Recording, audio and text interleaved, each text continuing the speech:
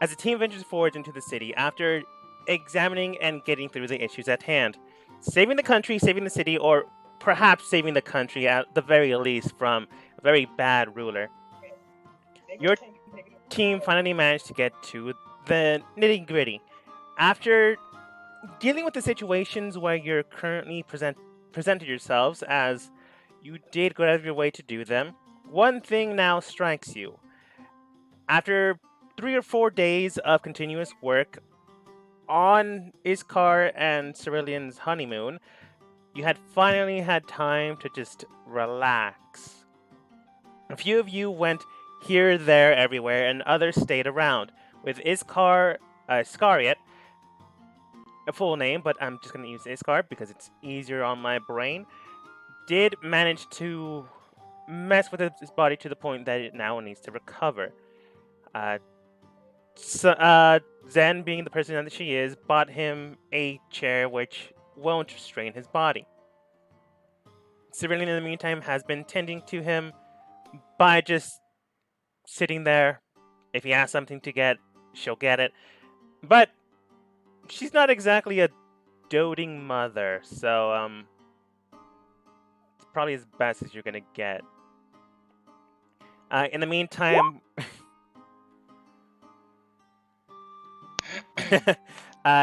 in the meantime, two others had decided to go shopping and acquire a few things.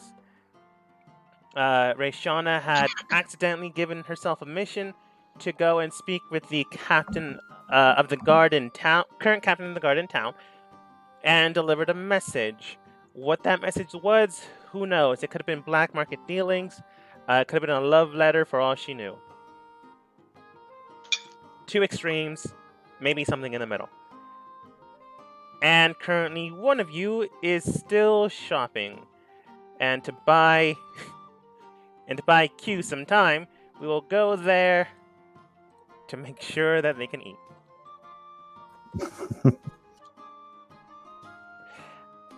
After dealing with Zen and Ray, this woman really was grateful to you for basically getting one of them away. I'll let you decide on who it was. Well, it was definitely Ray. You know that.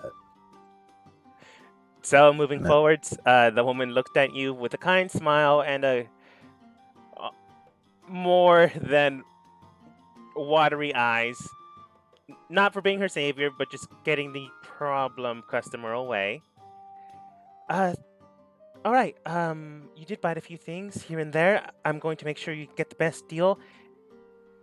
Is there anything else you need, by the way? Remember, if you ever need anything, well, currently imported or making sure you have the best amount of money you have here, buying product outside of town and bringing it in, and then converting that product into actual quantitative amounts will gain you your money and won't go into the shell business, as it would need to be represented in an actual currency rather than a how she then phrases it in basically you're not paying with online currency. You couldn't resist, could you? No, but I don't know how to phrase that in old timey speech. Old timey Oh, speech. I mean, Jesus Christ. Whatever. Town uses a currency known as shells, but shells don't work anywhere else. So to avoid this problem, some of the merchants buy a product outside of town and import it in. In order to get the actual value of the product, that money or that product gets converted into real currency, and that's a loophole you can get around. Thankfully enough, the last time you came to town, you used Q's authority and basically just went through that without an issue. But I wonder now how you know much how. authority I have now. Who knows? I can't tell you if you abuse it. The Oh, current yeah, I ruler know. will be mad. Probably I'm not won't. gonna. Yeah, probably won't send you to jail, but definitely discussion will be had. So my question is, do you import your goods from outside of town? I do. Some of them are imported, yes, but some of them are made and constructed here. Um, I might have a business deal for you later. I have to look into a few things first. Oh, certainly. I will have probably another person come and speak with you about that after I've looked over a few things. Of course. I actually have to go look into those right now, so hopefully here soon. Take your time. I will be here, and remember, there is no sign, but she's going to give you like her speech of, if you're a merchant, you advertise. Well, if you're a good merchant, here at blank blank, we strive to make everyone's lives a little more fruitful. Well, she looks back in the place that Zen left. We try, at the very least. I understand. Thank you. She nods. And I'm going to head off because I can't remember what other items I was actually looking for at this point in time. That's fair. What time of day were we at? You were around 10 a.m. So in like 2 hours, Rusty would be arriving around noon. Okay. So really, sorry.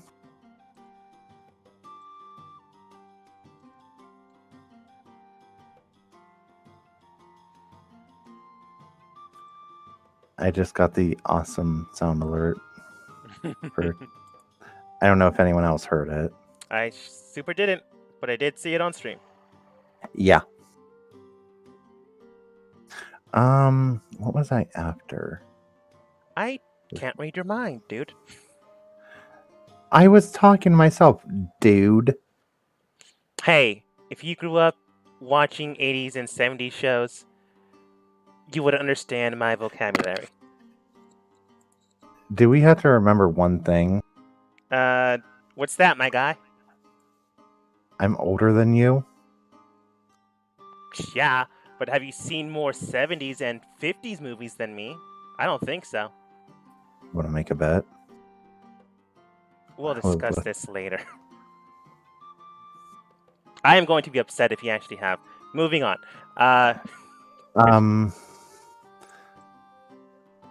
I really can't remember what I was looking for. Oh, no. Actually, yes, I do. I was going to kind of browse around the shopping area and see if there's any magical goods. Like, I'm looking for a Rod of the Pack Keeper still.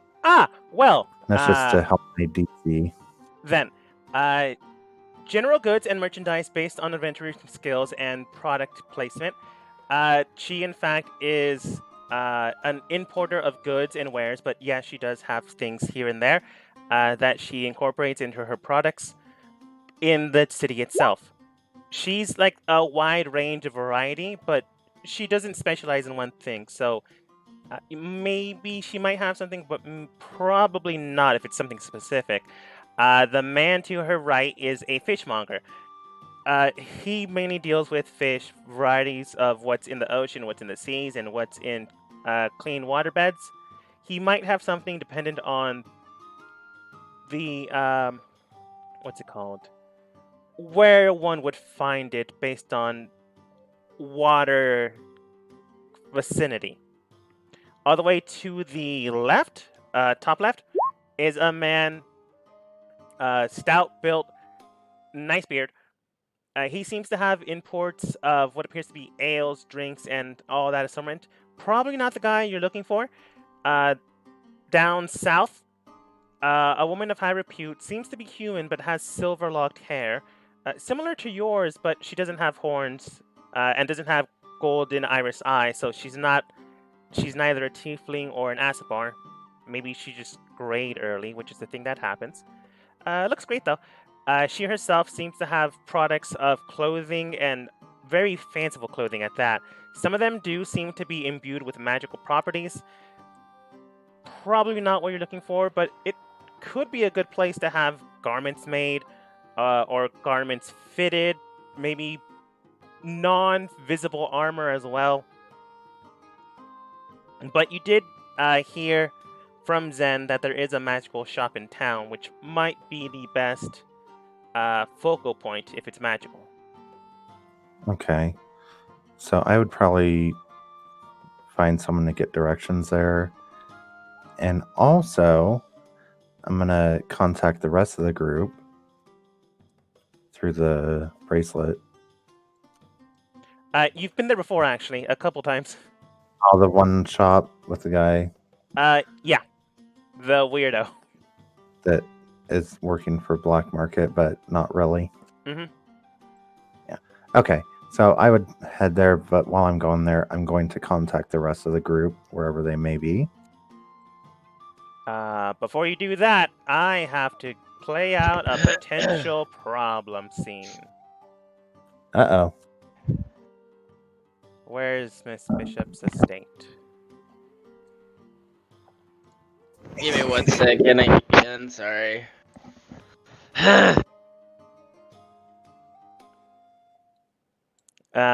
Let's just do Morthos. Then I'm just gonna put them over there. As you head over there, you begin to contact the rest of the team. One by one, someone does pick up. Cerulean has hers on in case you guys need them for something, probably who to kill. And people do pick up. Oh, back, sorry. It's fine. We hold off on the conversation with me and the potential problem. Yeah.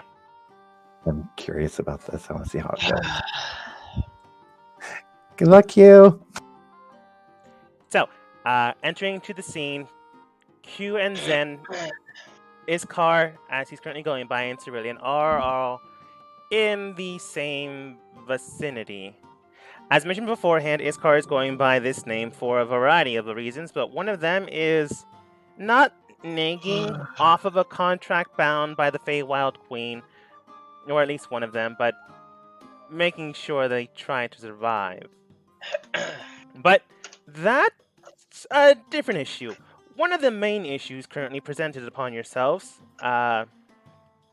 Iskar doesn't want probably Q to die, and Q herself doesn't want to die. The last time that they had spoke, Q allowed Zen to leave the room, and before she left herself, turned back and said, "By the way, me and Zen are married, bye," and closed the door, and ran. After that, they had yet to speak about the situation. And with no one around to buffer the conversation, right now you are isolated in a room with piercing silence. It doesn't take long until someone speaks up. And thankfully enough, Zen being the most social out of this four-man cell, and for some reason, Ray's familiars here as well. They're gone. Zen then looks towards UQ. Should we discuss things now that we have a time? What do we need to discuss? She points towards currently Iskar and Cerulean in the room. What about him? I mean, we should probably explain specifics.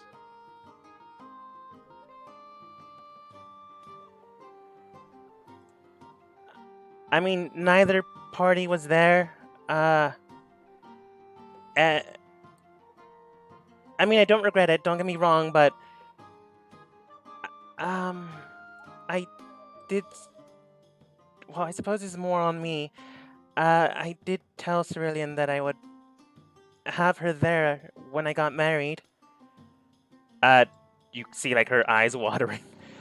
She's not crying, but she's remembering a promise that she accidentally broke due to the heat of the moment.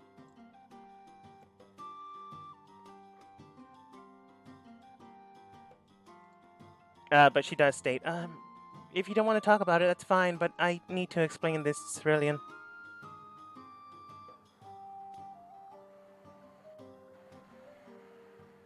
Hmm.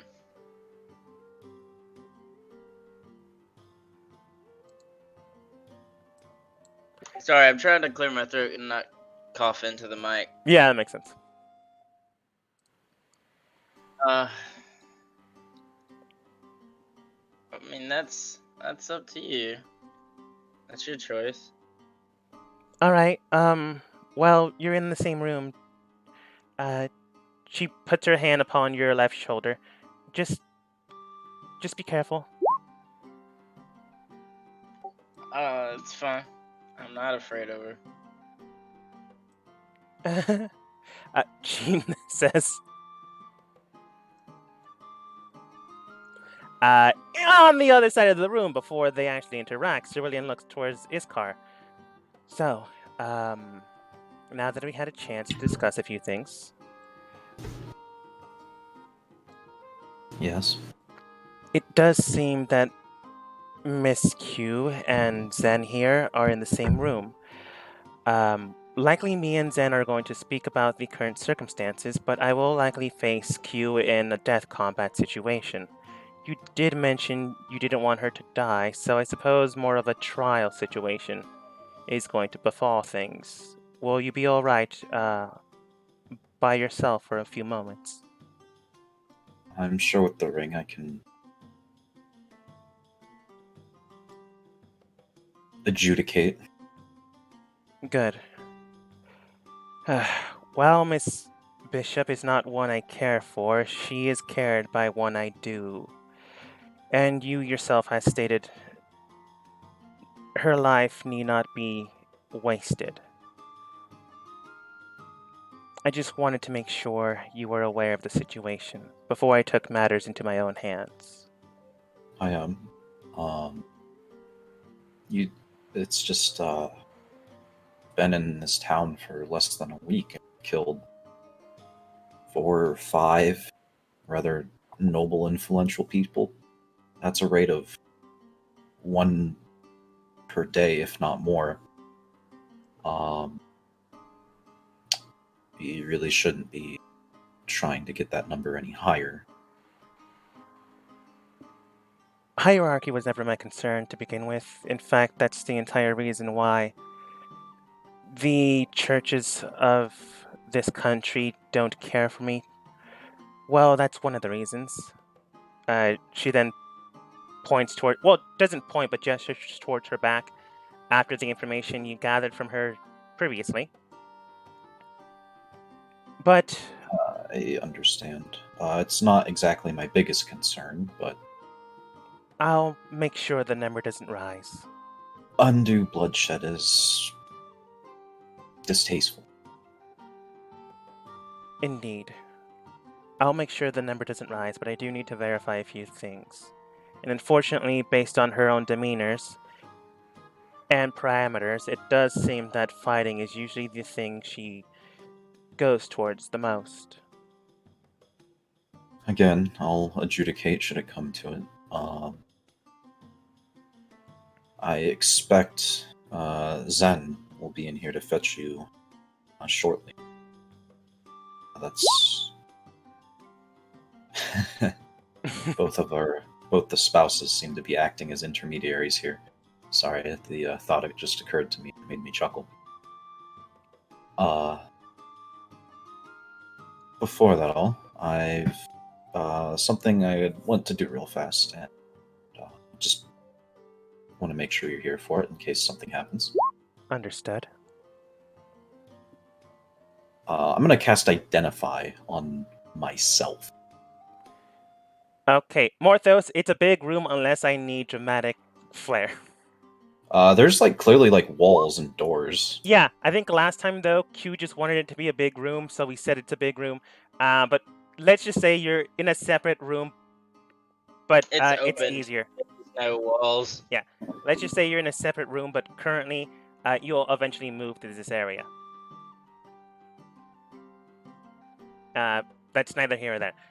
As you cast Identify on yourself, you begin to feel a submergence of energy, raw power just imbued upon you.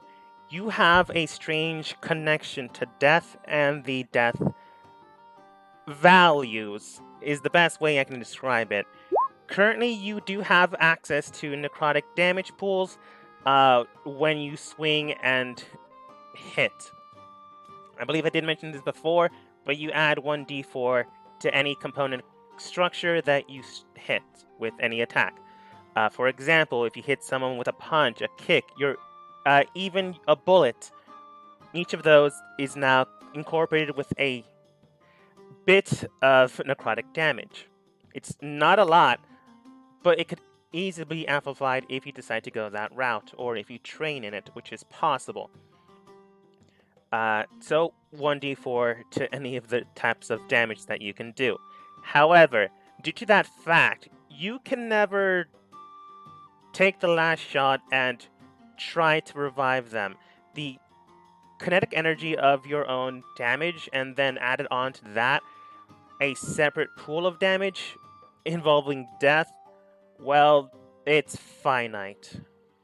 If you decide to try to spare anyone, which is possible, but it's never something you've done, it will be absolute. That'll be something you keep in mind.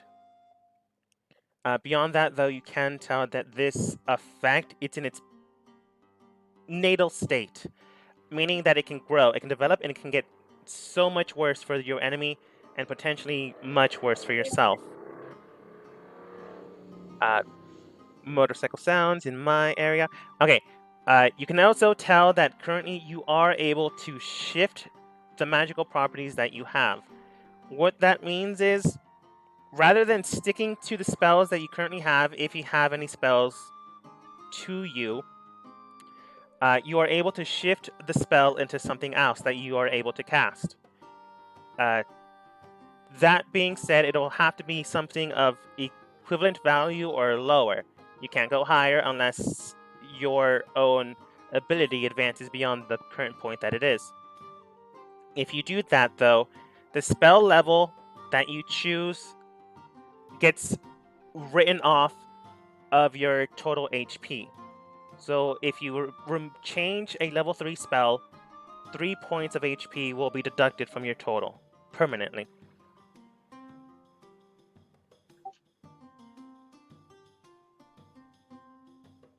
There are potential ways of negating this or dealing with this type of situation, but there are far and few, and maybe you accidentally found one 2 weeks ago.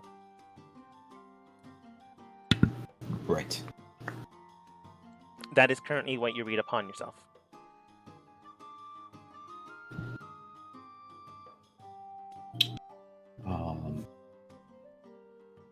Roll my shoulders. Alright.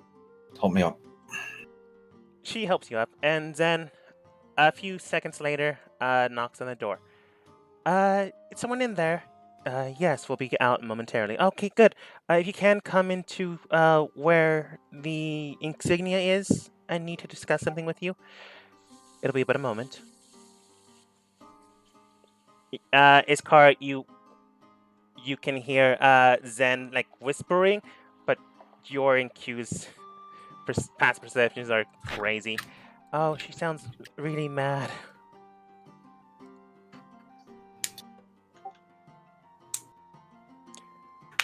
Cerulean then states, did you find anything? I confirmed what I had previously found out. That's good enough. Alright, if you need anything else, just let me know.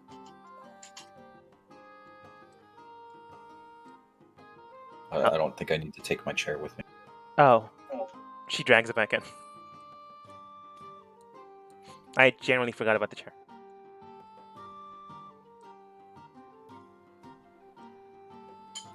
So, as a team ventures forwards and splits apart into the city, well, things have taken a change. This is kind of like me talking to me, so feel free, Q or Iskar, to interject whenever you feel like it, because it's a little weird. It fits their character, but it's a little weird. I'll step in for Sterling, actually. All right. Um, so, Zen, you. Congratulations, first of all. Oh, thanks. She says with a brimming smile that's clearly being forced. She's generally happy that you are happy for them, but the present moment at hand is a little daunting for her. Cerulean then states, "Let me clarify for this, Zen, before we begin this topic at hand. While Iskar and I have discussed a few things, we are, for the most part, intermittently excited for the current events that have, for bearing circumstances, placed upon you and Q the components and connections that is matrimony. That being said, we have to discuss a few things." Then, you saw the forced smile, like immediately get washed away with an actual smile. She did not expect Cerulean to be happy for her in the current circumstances that they are. But after then hearing, "But we must discuss a few things," it kind of goes mute.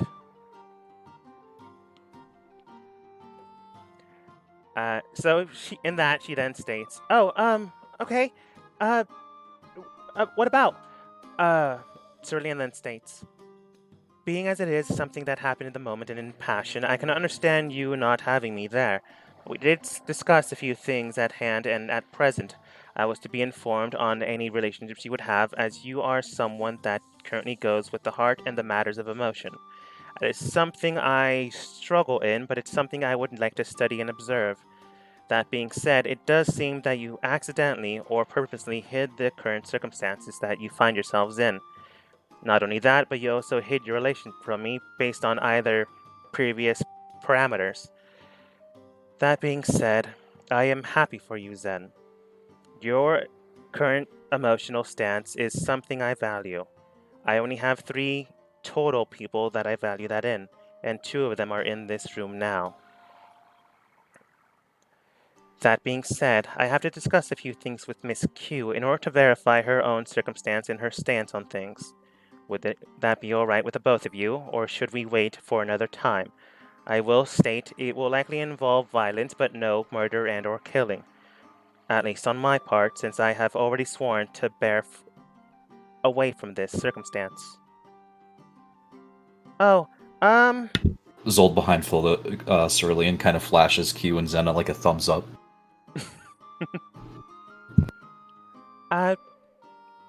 Zen turns towards Q. Should we let this wait, or, We can start. We can discuss this now. We're here. okay. She steps to the side, but she does not go that far. Cerulean then states, "Alright, Miss Bishop, please step forwards."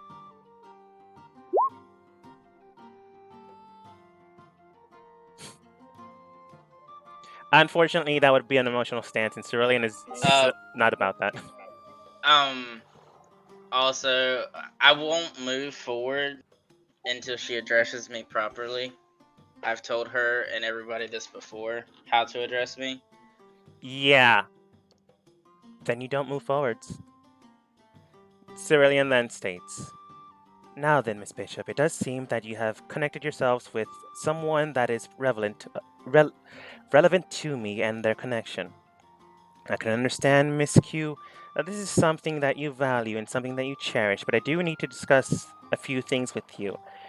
If your home is something that you care for, perhaps we should go somewhere else.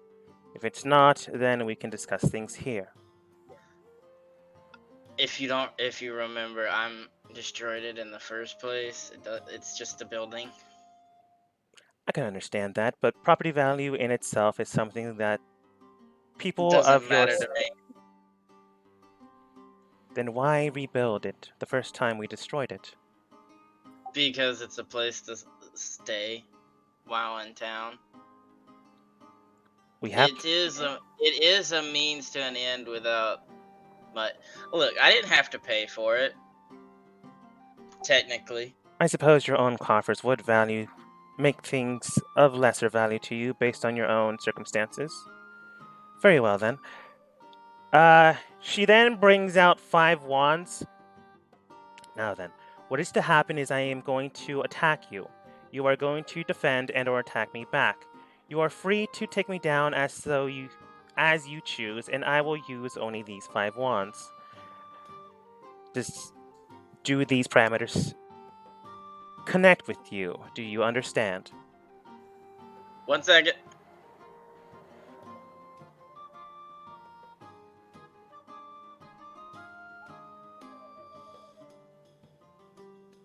Sorry. I didn't want to start coughing into the mic. Can you say that again? I could barely hear you. Yeah, it's no problem. Her voice is supposed to be kind of flatlined. Basically, she did state. Now then, what is to happen is she then presents 5 wands. I'm going to attack you, and you are to either defend or attack me and take me down if you are able to. And I myself will only use these 5 wands. Do you understand? Understand. Very well then. Zen, Iskar, if you will, give some space. I will promise not to kill anyone. But as soon as it hits the butt, everyone gets a call. Morthos. I ignore it. Zen. Anyone answering? Zen answers it. Probably no one else. Iskar is listening. Iskar is the person who picks up the phone and then doesn't say anything. Yeah. You get 3 beeps. Ray in a different part of the city, but she answers as well. Yeah, everyone. So we have something important to deal with today. I'm heading to the magic shop real quick, and then we got to get over to Anderson Robotics to make sure everything checks out and everything looks good. Rusty's coming into town today, and we got to get him set up. So we don't have a lot of time. He'll be here in 2 hours. All right, we'll meet you at Anderson Robotics here in a bit. All right, thank you. You actually hear Cerulean state, not everyone will likely meet you there, but everyone will understand and move towards the destination you have desired. Jesus Christ. That is mad vague. You have no idea. You probably have no idea what that. Well, Morthos, what that means. Morthos was around when the whole situation went down. Oh, that's true. It's not even a high insight check, so you probably know what's currently going down. I got a question real quick. How much does Q know about Cerulean? I know me as a character knows a lot, but how much does Q? Q herself knows that for some reason Cerulean is able to tap into various forms of magic, but has no real connection towards any of them. For some reason, she's able to use different classes of spells, from cleric to necrotic to ranger to paladin to wizard to warlock to sorcerer, but they never really mesh with each other, and they never really connect. You do know that at one point in time when you guys fought the weird dragonborn lich, she was able to re-imbue and re-inscribe a magical property into her already formed wand, but that caused her a significant amount of pain. You're not exactly sure what these current wands can do or what exactly that they are. So honestly, she's a variety of things, but she's definitely a wild card. Okay, apparently my character sheet didn't update. Hold on a second.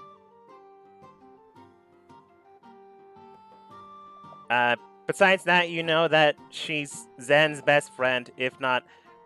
Well, Zen has many friends, but she's the closest for some reason that you've never actually explored, which is fine. They can have their own backstories.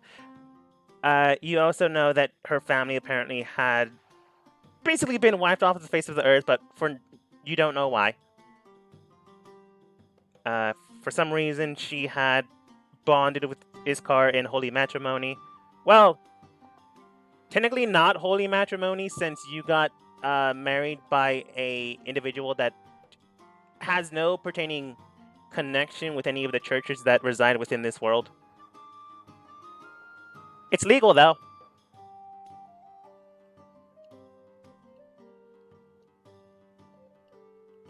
And I think that's all you know. Every time she's ever adapted a spell into her own repertoire, it's always been different or kind of useless. I was meaning more, did I know any of her, like, physical, like, what she is? She herself stands at 5'5". Don't worry about it, you're not getting the, She doesn't seem to have protruding ears. She doesn't seem to have elven-like features. She is a relatively pretty human woman. I don't know what that means to you. Blue hair. None of her appendages have like scales or claws. For all intents and purposes, she looks like how should I phrase this without making it sound rude? A very popular Instagram model, but not world-class famous. So, let me get this straight, Cerulean. You're gonna use those 5 wands, and I am to what exactly? Defend myself or? Defend, What? take me down, attack, whatever you deem necessary. In the meantime, when each attack plays out, I will ask you a question. If all answers are deemed proper, I will not continue the onslaught after the 5 wands have been used. If it is deemed necessary, I will continue until either I or yourself go down. Not permanently, as I have mentioned beforehand, but to show dominance. Fight, cat, fight, cat, fight. All right. As she says that, I kind of just grab my chest, and you watch as this little like necrotic like wave go throughout my body. All right. Like over and shimmer all the way through. I'm hiding what I'm doing. I'm not exactly announcing what I'm doing, but I'm doing something. Okay. I'll whisper to you what I did, but I'm not gonna say it out loud. Yeah, that makes sense. She does state, please prepare yourself however you deem necessary, as this will not be something I have done more than 3 times. So I do not know how capable your body is able to withstand the onslaught. As she states that, she grabs all 5 wands. If you wanted to, you could probably roll Arcana or perhaps a Insight check to see what the wands do, because they are not the same ones she typically uses. Based on the wands themselves, they're different. They're unique. They're physically structured differently. One of them seems to be a almost totem pole with various assortments of animals placed upon it. One of them seems to be a strange holy angel indication with a bright brimming sword carried by said angel. One of them seems to be almost a wizard frailed in magical imbuements with shining stars placed around them. Another one seems to be a strange... it's weird. It almost resembles a flickering individual and a separate but similar flickering individual on the other side, and this repeats throughout the wand. And the last one seems to be uniquely dark with no actual imbuements currently visible to you. You're not exactly sure what that wand is, but that one seems the most dangerous and likely the last used. Maybe. You don't know how she'll vary it or change it at all, but that's the current structure of it from what you can tell. If you had to guess, each one represents a different type of class and ability. Or you're not exactly sure, but you feel as if once she uses the wand, her entire form will change.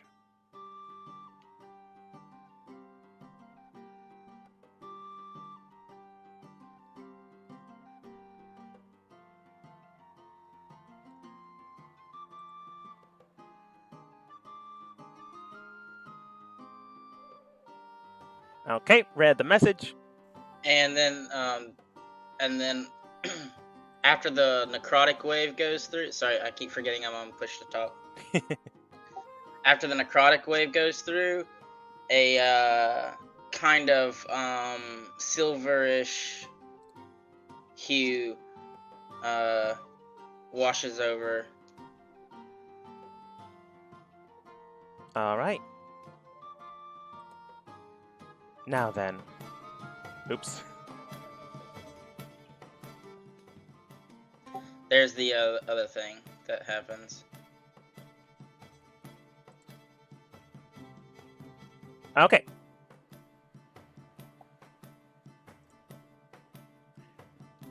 She stands her ground, but does not make a motion against you, at least not yet, and then states, "Now, shall I go or shall you go?" You. Very well. She grabs one of the first wands. She immediately grabs what appears to be the totem wand. She then flings it around and casts a spell. However, it's not casted towards you, but towards herself. Immediately, the strange bears, the owls, the hawks go directly towards her body and then hit her. They almost submerge into her skin and flesh and turn into what appears to be tattoos. Immediately, a strange aura presents upon her body and casts something immediate. Her body almost grows in strength and value, and the more than sleek Cerulean's form goes more toned and a lot more, not to the point of like super buff, but clearly more muscular. Totem barb. She moves forwards in an almost instant split, grabs something from underneath her cloak, which appears to be a massive blade, and then just swings down. You're not sure how she carried the blade herself, but it's almost as big as her entire form. Does 28 hit? Yeah. Immediately, the blade swings down. It is almost concussive. The amount of strength behind it just ricochets into your body. And then for some reason, she twists her body and goes again. Plus 10, natural 20. Ooh! That hits. It's gonna hurt. You then feel a sharp pain in your body, and then burning sensation passed after that.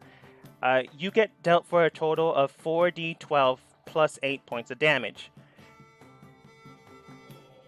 Let's see. She would use... Yeah, because she hit twice, she would use the effect twice. Ugh.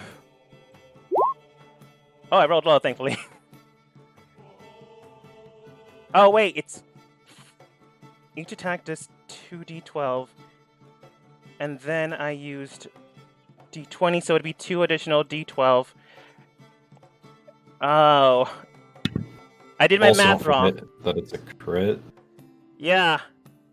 So, that's the base damage. And I did the modifier wrong. So this is the crit damage with the additional plus 8 due to the secondary attack. So, for a total of 47. It is considered... Minus 9. Yeah, it is considered slashing damage. So Minus this- 9 real quick. My math's not working right. Anyone? Oh, actually... 47 minus 9 is 38. Okay. Piercing into you, she then states, "Now, miss, you are classified as someone that is cared for another by her. So she then states, 'Now, Miss Q, What are your intentions for the one that I care for? Q. I know. I'm looking at her. I. What are my intentions?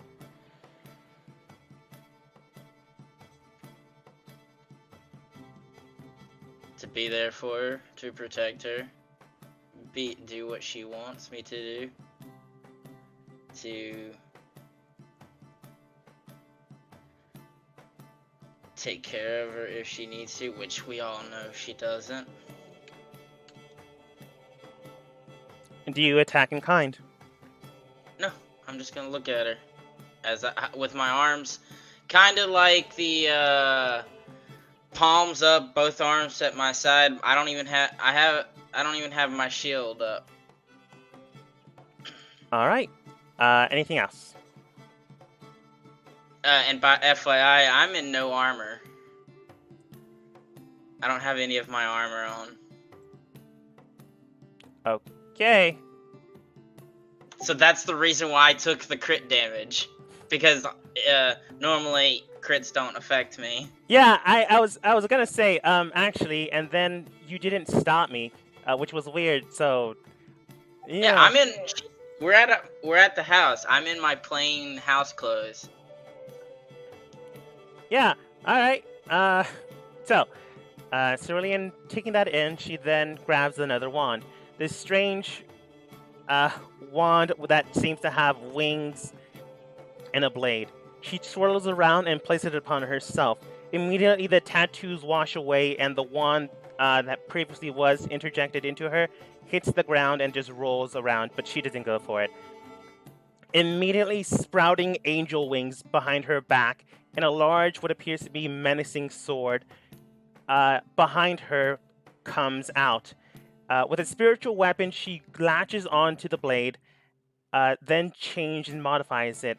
She then goes in for a secondary strike with a lance and pierces, or at the very least, attempts to pierce in. 1d20 plus... who did she take this from? Oh, thankfully enough, he's weaker. 17. Hold on, you gotta give me a second. Since I'm in base clothes and everything, I gotta figure out my armor class. Makes sense. It's 10 plus your dexterity modifier. Okay, so 11. Oof. With a lance, she pierces in, and then she twists, and celestial energy just gets imbued and endowed into the rod itself. And then massively, the energy implodes into the very core of your being. So the initial strike is 1d8 plus 5. And then, does anyone remember, because I don't want to look it up at the top of their head, how much a level 5 will do?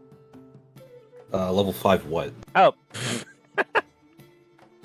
Sorry, I always forget. It's basically the paladin smite attack. Smite. Yeah. Yeah. It caps at 5d8, and that's using a 3rd level spell slot. Oh. Yeah, that makes sense. But she doesn't know that, so she's using a higher tier spell, which does nothing. Rolled average, and then a little bit better. 17 additional points. If you can reduce celestial damage, Nope. Radiant. Total of 28. After piercing in, she removes the lance, drops it to the ground, and then states, "And for yourself, do you have no regards to your own well-being and or future?"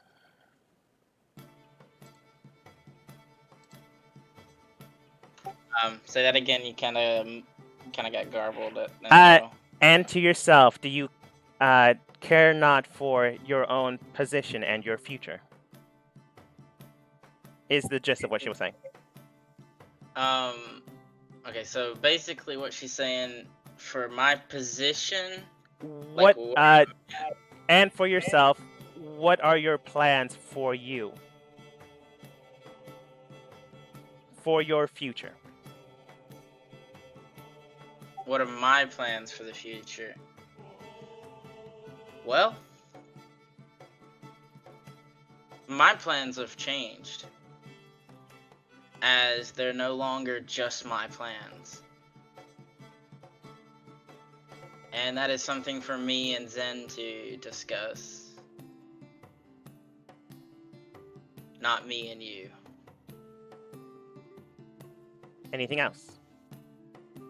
No.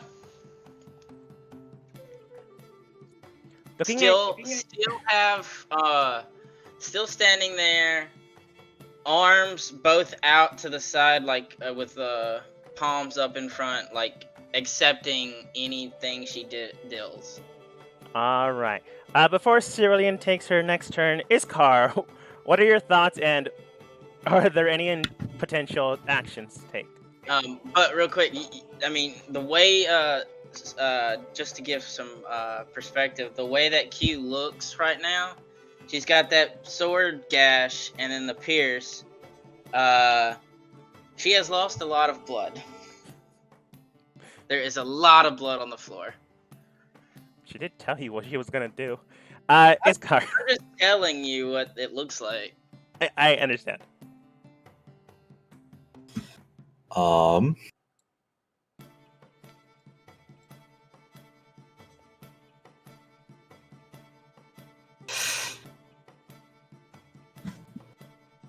Yeah.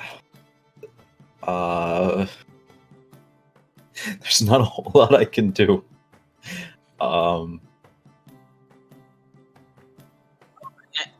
Real quick, Dogma, I'm gonna whisper you a spell I am holding. Mm-hmm. Should anyone interrupt Cerulean.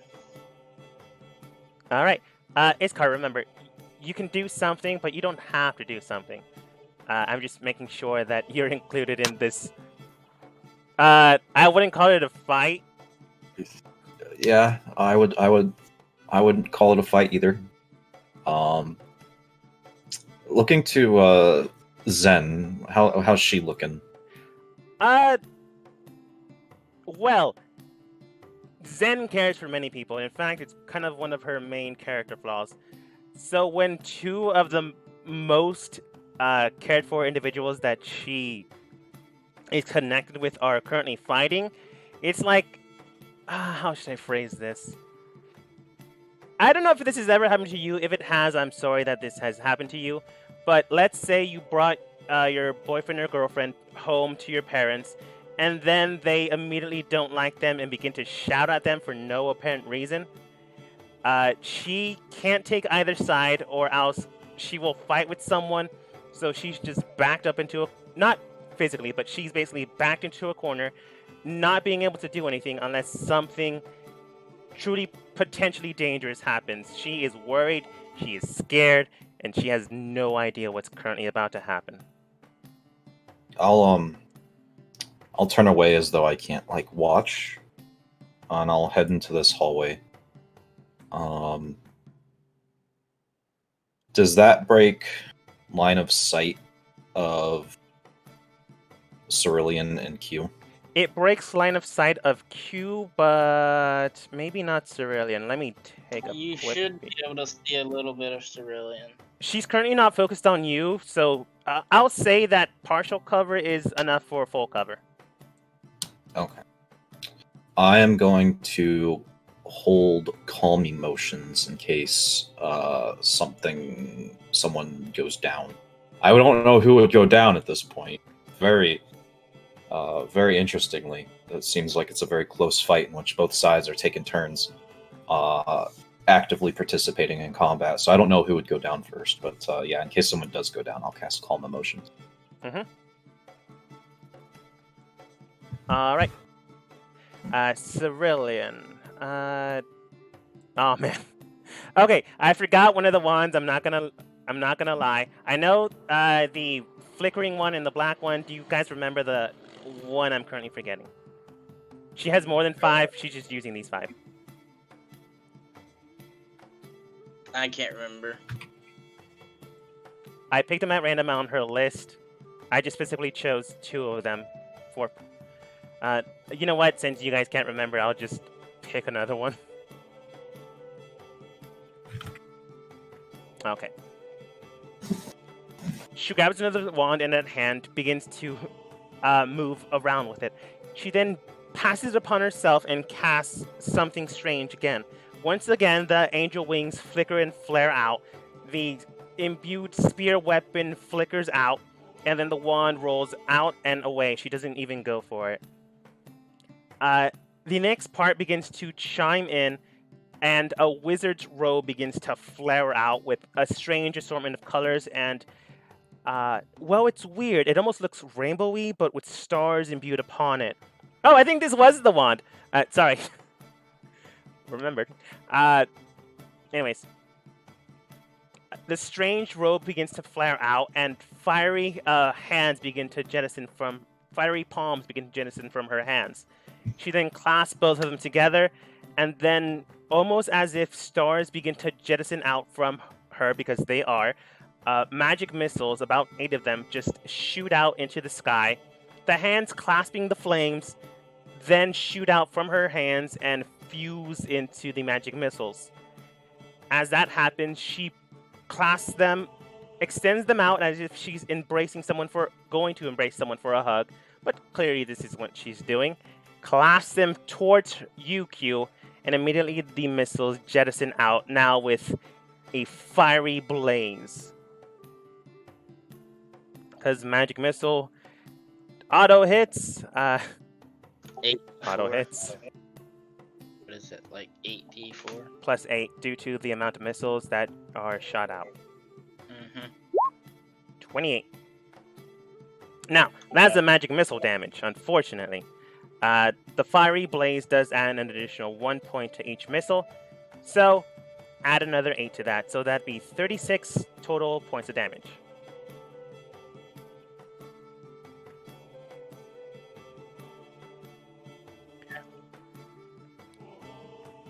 Your connection and your future are those things that value upon yourself. I can understand that. But tell me, you mentioned that Zen is part of your future now. To what end do you see it with? And that is a question. Okay, that last part. What? Basically, you stated Zen is now part of your future, and you must discuss things. To what end do you see that in? Basically stating, how do you see the future going for you two?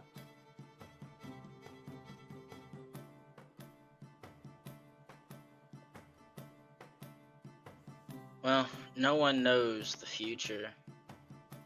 But I will tell you this.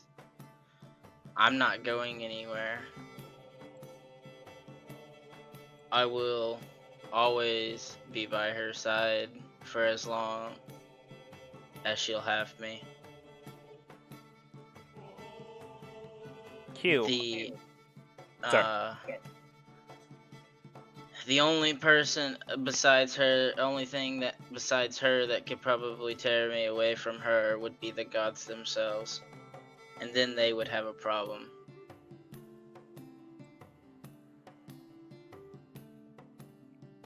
She doesn't say anything, but Q, anything else on your turn? Yes, one of the hands does start to glowing and I'm holding something. Okay, you have yet to whisper me Yeah, that. I was waiting. Okay, no problem. Holding a spell then. Cerulean grabs the flickering wand and then shoots it upon herself.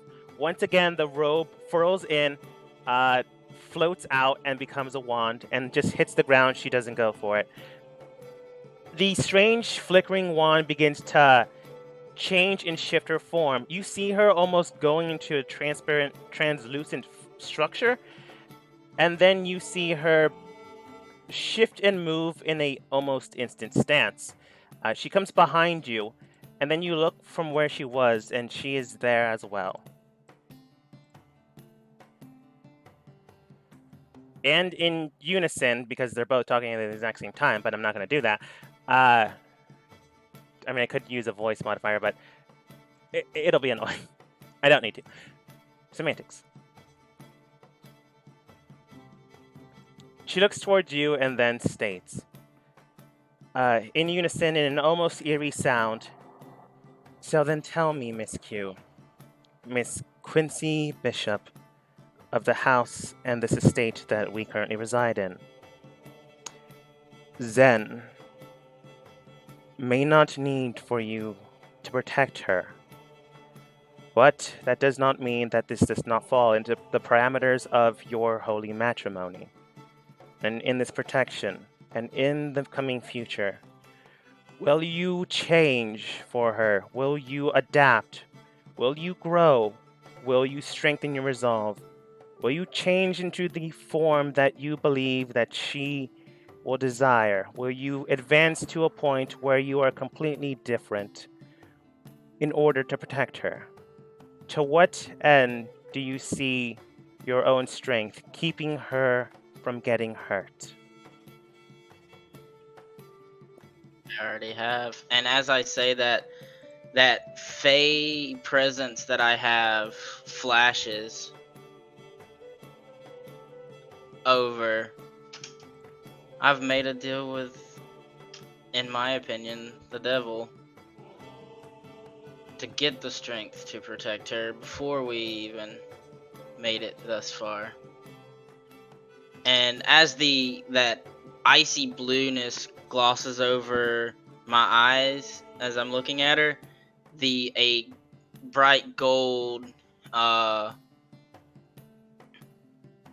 pulse from my hand just pulses through my body as I use the spell that I told you. All right. Thankfully enough, she is not really paying attention to your spell, just your answer. Anything else? At this point, it would be your actual turn. Yeah.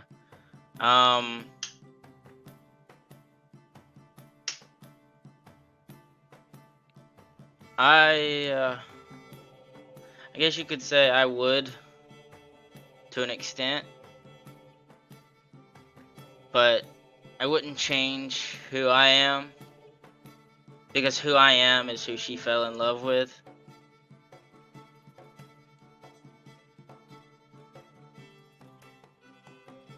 I would do anything to protect her. Like I said a moment ago, nothing could tear me away from her unless she said leave. And I even said the gods would have problems if they tried. And for one thing, honestly, you wouldn't even be able to keep me away from her unless she said stay away. Because yes, she may care about you. Yes, you may care about her, but her life is not yours to control. Her life is not yours to have a choice in. It's hers. She decides what she wants to do. May it be impulsive as it was, but it's hers, her choice.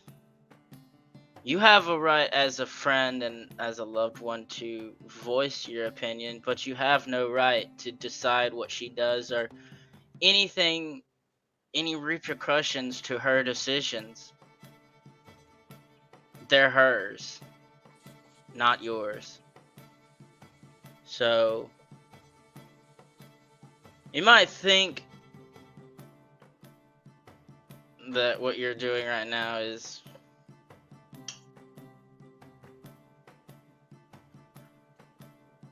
your choice, but just think, you're doing what you're doing now out of your own feelings and asserting yourself over her decisions that she's made.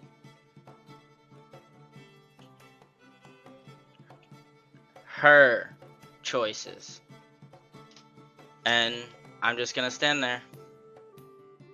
All right. Before Cerulean takes her final stance, Iskar, Is there anything you're doing? I'll step back into the room and just watch this finish out. When the final stance, you see her grab the black wand. Before she can actually cast it upon herself, she releases the energy imbued upon herself, and the secondary form of Cerulean vanishes. Iskar, for a second there, you had two wives, but technically not same person. Missed opportunity, though. As soon as that happens, the black wand jettisons out from her palm, almost as if a knife coming out of her sleeve. She extends it towards herself, and then casts whatever resides within. As soon as she casts it, her form, her very visage begins to change and adapt. Shadow begins to imbue in her body, and she, in essence, has completely changed. None of you have seen this before. Zen is taken aback, and as this happens, she looks towards the room, looks towards Q, and in this moment, I will allow you to finish the typing. Do what? Oh, it's just, Iskari, it's currently typing. Oh. It might be important, so I'm holding off until... It's not. Okay. Okay. It was also a chance to get myself a drink. Anyways. As this happens, she looks towards Q, primarily and focused. Iskar, Zen, Q, I want you all to go ahead and roll for me a strength saving throw. Disadvantage, by the way.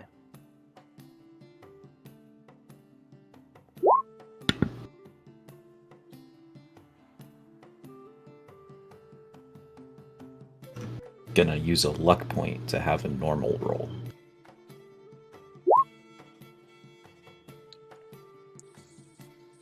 All right, and one for Zen. That's a 1.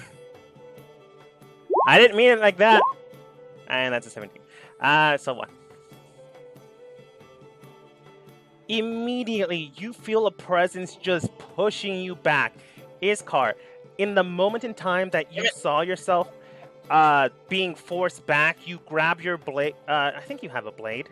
You grab an instrument. I have several. Yeah, and pierce it down to the ground, forcing yourself to stay in the position you're at, currently within reaching distance of Cerulean. Is there a way I can get in front of Zen, in between Zen and Cerulean? No, you failed. Hmm. Immediately, Zen is pushed back to the presence in form.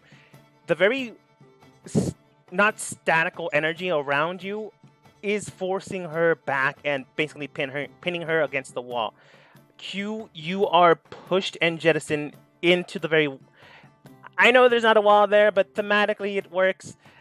Into the wall right next to you. Without regard to actual defending yourself, she can attack you any way she desires. Iskar, you're not exactly sure if this is emotional. You're not exactly sure if your spell will work, but if you cast it now, it may or may not save Q. You honestly don't know at this point. Yeah, we're gonna go ahead and cast Calm Emotions. All right. As you cast Calm Emotions, nothing happens. Casting it and imbuing it into her, it happened. The spell went off, it triggered, and she failed. This is not an emotional stance.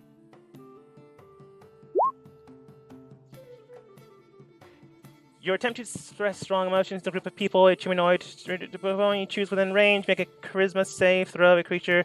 She's bad at charisma anyways. A creature can choose a fail, then save, throw if she wishes. The creature fails, saving throw, choose one of the following 2 effects. You can suppress an effect causing a target charmed or frightened. When the spell ends, you suppress an effect for resuming provided duration of period. And in the meantime, alternatively, you can make the target indifferent from creature of your choice and hostile towards indifferent ends to the target attack, current spell. Okay, sorry for that. As you cast it upon her, you know it worked. You know she failed her save. You specifically know that this isn't hostile. This isn't based on emotion trying to trigger and kill her. So, in the instance that you cast this, you know that the current stance she resides in is non-emotional.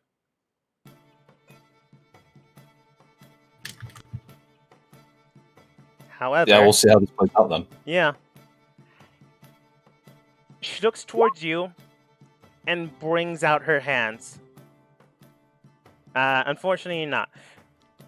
She could if she wanted to, though. She brings out her hands and immediately Q, in the present moment, in the time that you see her and the attack she wields, you get a glimpse. An instant fraction of time passes towards you. In your own mind, the shadows move towards you, forming hellhounds, first of shadow and then of flame. They bite into each of your legs, bite into your hands, and bring you down to the ground. The force concussive energy that keeps you from being defensive at all, being capable of defending yourself, does not do a thing. You see Cerulean move forward. You see her bring your head up. In your mind's eye, you hear Zen's cry, telling her to stop, telling her to not do it. And then in that instant, you see her hand go into your chest and grab your beating heart. In the instant and moment she grabs it, she looks eye to you. You take note, you take demeanor, and in that instant, she rips it out and crushes it in her hands and palms.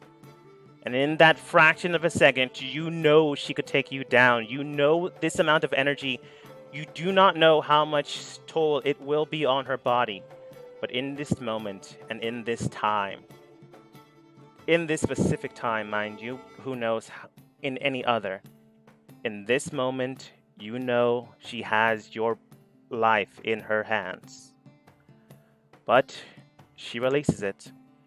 In this moment, Zen, she doesn't hit the ground, but she gets back on her feet. Iskar, the wind doesn't force you from not moving forwards or forcing you back. And Q, the wind keeps you until you hit the floor. And Cerulean, with the final wand, lets it go.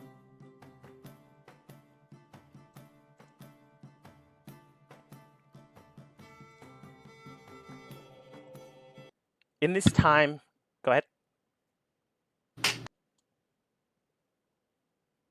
Or not. In this time, Zen moves forwards, grabs onto Q, making sure that she's not hurt or dead, begins to cast the heal spell. Q, go ahead and heal 75 points. Then Cerulean looks towards both of you. The answer that you have provided is more or less presentable and excusable. I understand that Zen is emotional, and I can understand that things are different for you too. I cannot say I have presence of mind of what you two currently feel. My own emotions, my own stances are my own, as yours are your own. But I can tell you that the Zen does look happy when she is near you, Q. That being said, the answers you have provided are acceptable, but they are not ones easily given. So if you do decide to ever change those, if you ever do decide to ever change, know this, as you have already changed once before. If you decide to leave, even if it's not of your own accord, if you decide to change, even if it's of not your will, know this for sure. Whether I have given Iskar or Zen my word to not kill you on this day, I did not say the future is safe for you. Now then, let us go meet Morthos, because I believe he is currently shopping. I will say one thing before you leave. Are you not coming with us? I said before we leave. Ah, right then. No, my nose kind of stopped up, so it might have sounded before you leave. But as I was saying, we leave. Yeah. Let me compose myself. As she starts to walk away. I mean what I said.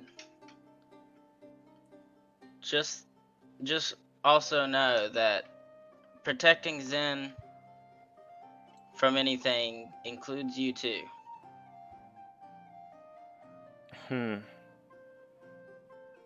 Perhaps there is hope for you yet. But do not protect me. Protect the ones I care for. Morthos, not really, because I didn't do anything to defend myself. Yeah, you had your ass kicked either way. Iskar, you can tell, like, you specifically have been able to tell Cerulean's emotional stances, have been able to tell when she does her things. She was easily holding back. That being said, so was Q. So who knows how this fight would have actually happened. Alright, I'll be just a moment. And then Q will go back to her and Zen's room. We'll let Marthos know that you'll catch up. Yeah. We'll go back to hers and Zen's room and slowly but surely get dressed in the armor and everything. Real quick, to backtrack to back when we were still, since I wasn't here last week, when we were still talking with the current ruler, Yes. would I have been able to get a new family, like a new crest and made, so that I don't have to, and basically say that the Bishop family, this part of the Bishop family is no more, but of course, like basically. There is no longer this Bishop family. There is only my Bishop family. Yeah, I understand. A new crest can be provided and given to you and easily made. However, you yourself will bear it until an actual heir of the Bishop estate is provided, whether being chosen by the current head, which would be you, or a heir will be born. Yeah, that's or chosen by you. Okay, and let me just remember. Is it still the same day? No, it's a day after, like early morning. Okay. Would they have been able to complete the emblem already, or? Yeah. What kind of emblem did you get assigned? Basically, it's a shield to go with the name, but it has a eye in the middle. Oh, interesting. Basically melding the holy symbol of Ham with a shield from the Warden, the title that I got. All right. Well, while you're getting ready, Zen basically keeps smothering you with affection. She then looks towards you. I'm gonna move you to your current residence. Are you okay? Is everything all right? And nothing's broken? Everything's fine. She sighs. No, I'm not gonna let you save because I don't think you would. It's not an attack technically. She then immediately slaps you in the face, grabs you by both hands. She's slightly shorter than you, but she squeezes tightly. Well, actually, how tall is she? 5'7". We're the same height. Oh, then she slaps you eye to eye. While not shorter than you, she is less built, so she goes in for a barrel hug and she squeezes it, and you can actually feel it underneath your armor. Is how much strength she's putting into it, which for her is an extreme amount, but for you, you've dealt with stronger. But you didn't expect this. She just begins to weep in your hands, and I'm not going to do a weeping voice because I really can't do it. She then states, "Don't do that." Well, I assume you wouldn't want me to hurt her. That's not the point. Don't let yourself be hurt. One of the reasons she Oh, I probably was did this fine was the to make whole sure. time. I was fine the whole time, don't worry. That's kind of my job. One of the reasons she probably did this was to make sure how much you're willing to take care of yourself. I can't honestly understand what goes through Cerylion's mind, but the way she thinks, it's more logical than that. If she wanted to make sure that I was happy, she wanted to make sure you were able to defend yourself. It's probably why she still doesn't like you. Hey, as I told her, I'm not gonna change who I am. I've got my hand in her hair, just comforting her. I'm not gonna change who I am just because of what she wants. I mean, like I said, you fell in love with who I am now. I'm assuming. She nods. I will protect you, of course. But that doesn't mean I need to change my principles, the way I think, who I am, basically, to appease her. I don't It's care not about her. that. It's not her life. Like I said, she doesn't get to make your choices. She doesn't get a say in your choices in your life.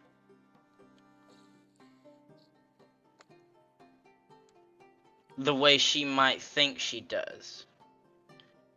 Your actions are your own. I did not force you. I asked, and you accepted. I get that. She kisses you where she slapped you. But don't just let yourself get hurt, even if you're trying to prove a point for me.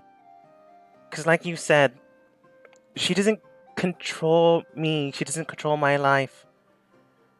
But I'd rather have you here with me than you to prove a point. Well, I mean, you saw. I don't know if you were paying much attention. I'm fine. Well, There's nothing wrong. I mean, yes, there's a bunch of blood in the floor, but as long as you're safe. do you see anything wrong with me now? Yes, but it's one of the few things I also fell in love with. As she finishes setting up your armor. And we move over to the shopping district. Yeah, we'll start heading that way once everything's. I've got my armor on. Mm-hmm. I'm having a roll off in my chat, by the way, if you want to join that. You know I can't use macros. I quite literally just type in lurking. So, sorry about that, Morthos, but that had to play out, unfortunately. You're fine. Entering into the area, you do open the door. And like cheers, Bob just says, Mortho! No, wait, you didn't give him your name. Sold! Thos. I think it's Zorthos. Yeah. Something like that. How can I help you today? Looking for a couple items. Magical I see. Nature. Oh, you didn't mean like them together. Never mind. Go on. This guy is so fucking weird. Always has been. Right. So first off, looking, just pop up here, right here. I want that space between us. There's also a desk, but Better safe than sorry. No. I'm actually looking for an item that's called a Rod of the Pact Keeper. Ah, the Rod of the Pack Keeper. I know it well. Good for you.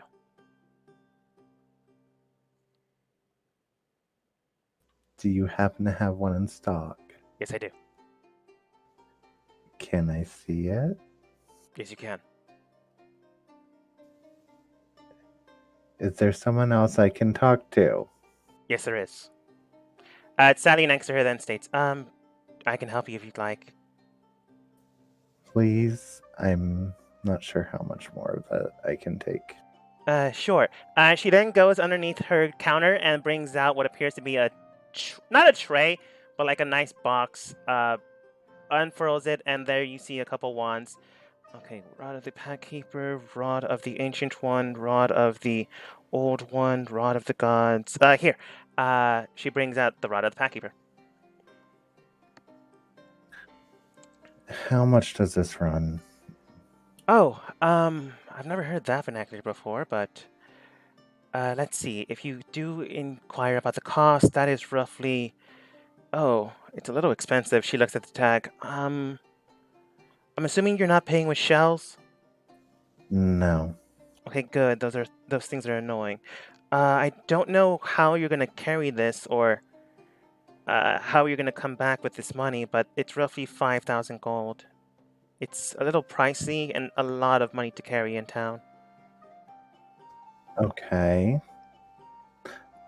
So I'll think on that, but I need to look into something else. Oh, of course. After all, it is a lot. I wouldn't want you to be pressured into buying something you don't like or don't want.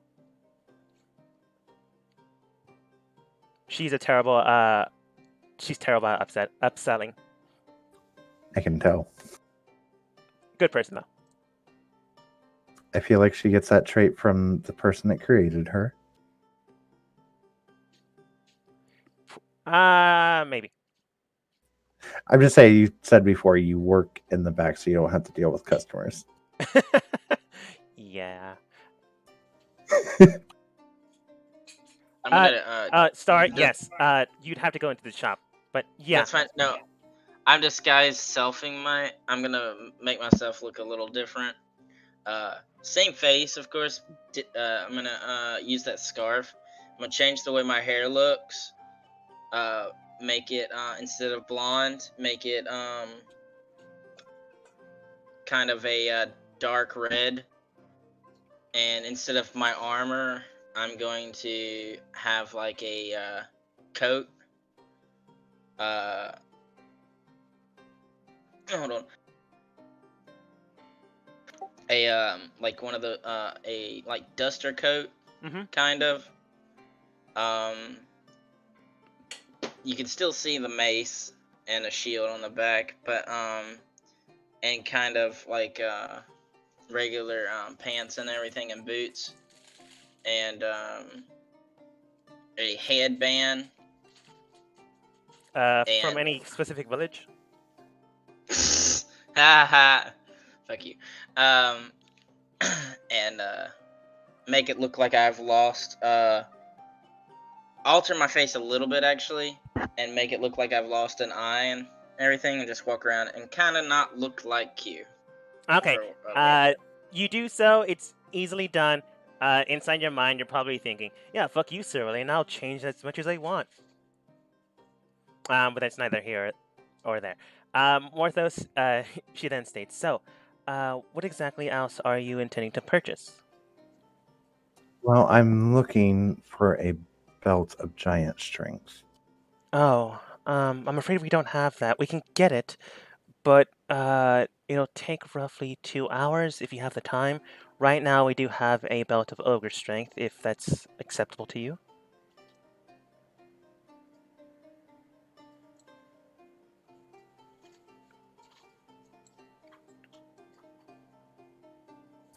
It is a belt of ogre strength.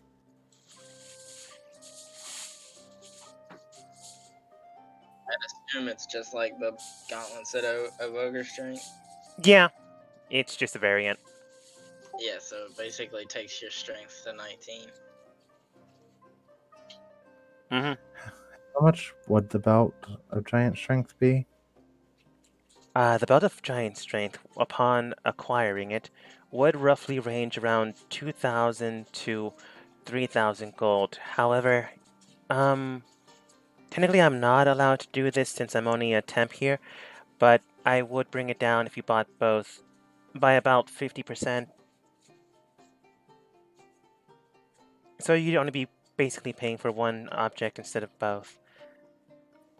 So, what would the total be then? My Roughly brain's 3,200 gold total if you purchase both at the exact same time. I'll do it. We don't have the giant strength belt yet, so in 2 hours you can do it, unless you want us to hold it for you. I'll be back.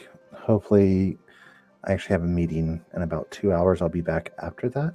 Oh, that shouldn't be a problem. We just need to go into the black market dealings and deal with that situation at hand. Just watch your step around there. Oh, I got a go ahead. question. Mechanical wise. Mhm. Don't clerics get the sending spell?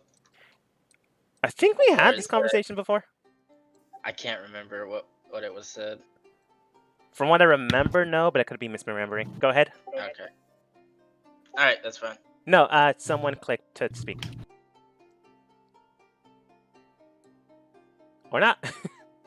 Yeah, that's right. It's only trickster clerics that get that. Iskar, Cerulean, you do make it before Morthos forgets that he called everyone here.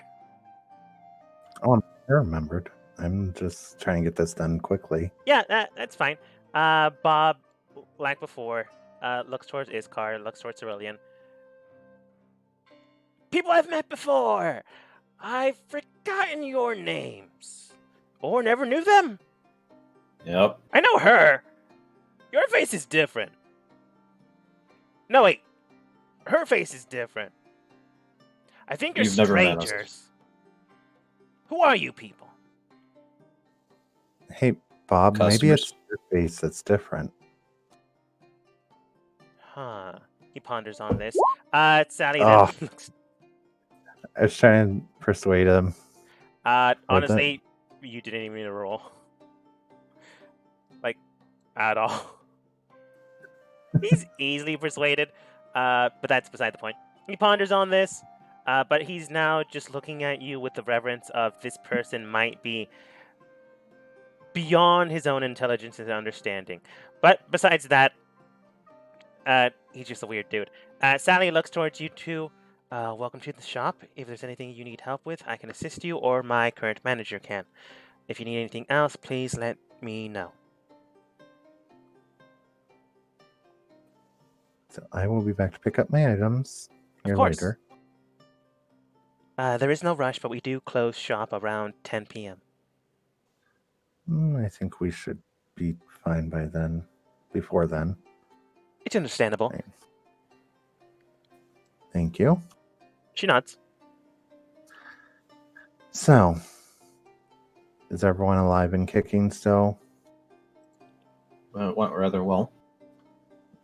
Better than Okay. anticipated, but worse than I would desire.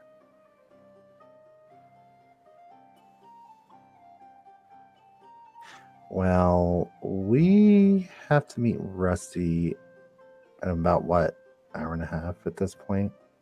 Mhm.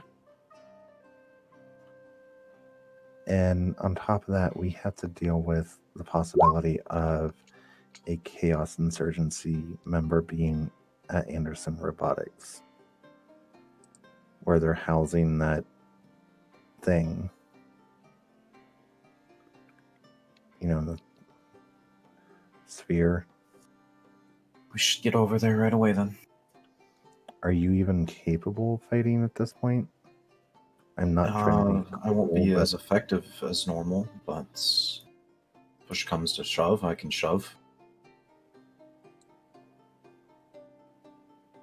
You mentioned someone there from the Chaos Insurgency. Do you specifically know who? one of the ones we ran into in the plains of hell. Oh, the satyr boy. Yeah. Man, when I said that, I completely remembered an old song. And then I just switched Skater Boy into Satyr Boy. Not important. I'm just letting you know my thoughts right now. Wow. We'll need to make sure that we say "see you later, Satyr Boy." Regardless of my terrible timing, eventually, Q disguised as kind of herself, but not herself at the exact same time. And Zen stepped forwards. Oh, I forgot you guys are already on the map. Deleting that token. And bringing you in. Unfortunately, Q did have to step away for a second, so I am just going to go through the process of what they desire.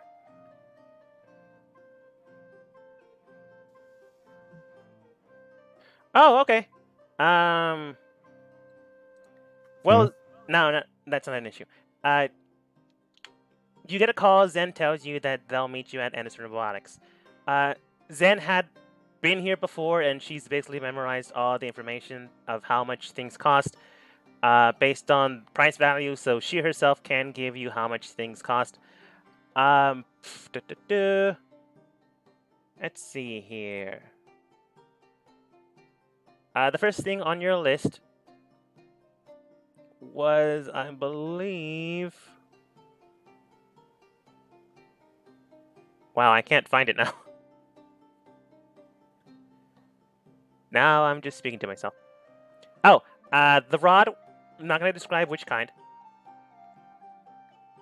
would cost you around... Oh, it's fine. I'm just making sure others take note of it. The rod would cost you around 2,500 gold. Alright.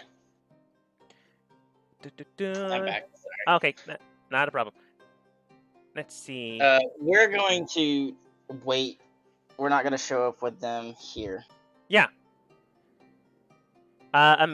Scroll that you want to use for a said person would cost you around 200 gold. Since you're getting it from a proprietor that specializes on it, if you buy more than one, they'll cut you a deal. And for 2, it's 150 gold. For 3, it's 100 gold. For 4, it's 75 gold, but they go no lower beyond that point.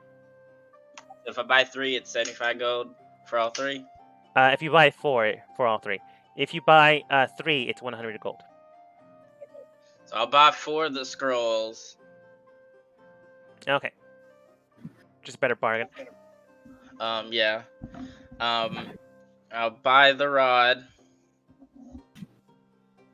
So basically 2,575 gold. Yeah, the rod itself, if you don't want to be overcharged, you would have to buy it here in the black market, or if you decide to go to the merchants of the how should I phrase this? Go to the rich merchants and buy it from there, but they will let's just say they don't follow the MSRP.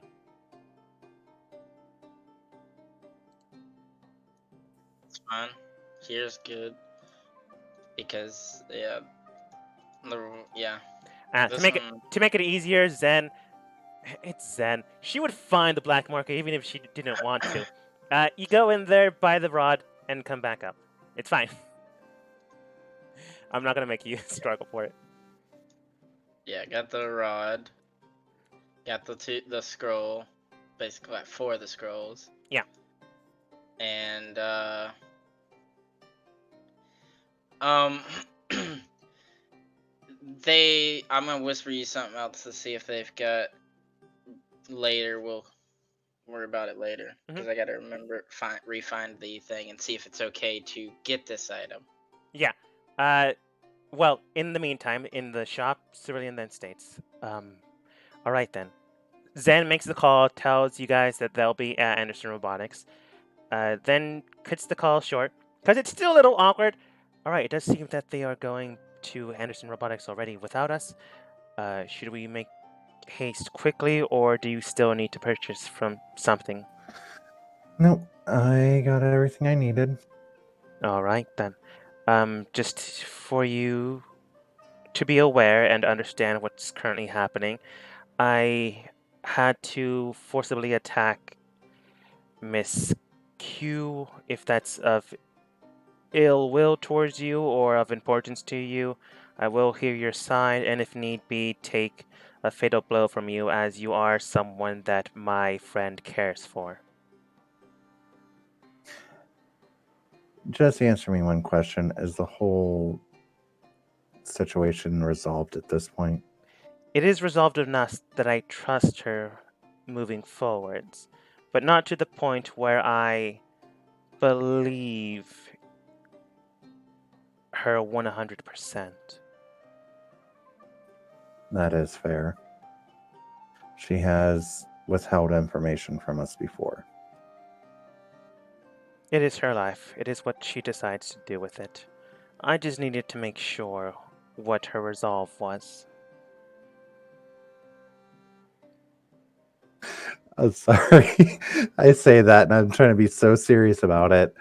And I'm just sitting here thinking, Morthos is such a fucking hypocrite.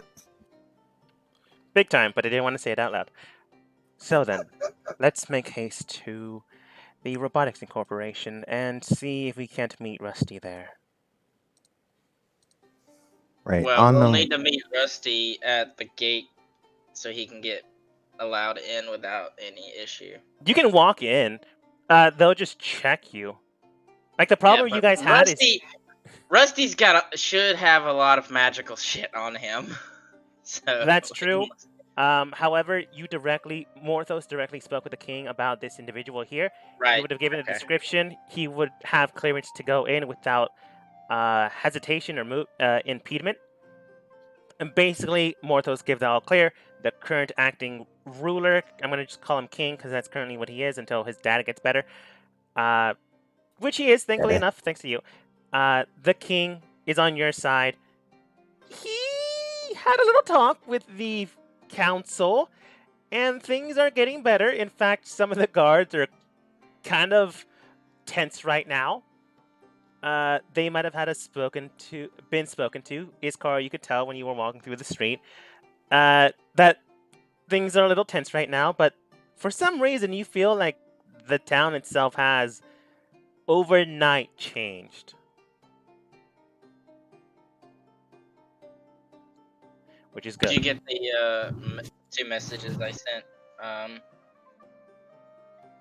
A dogma.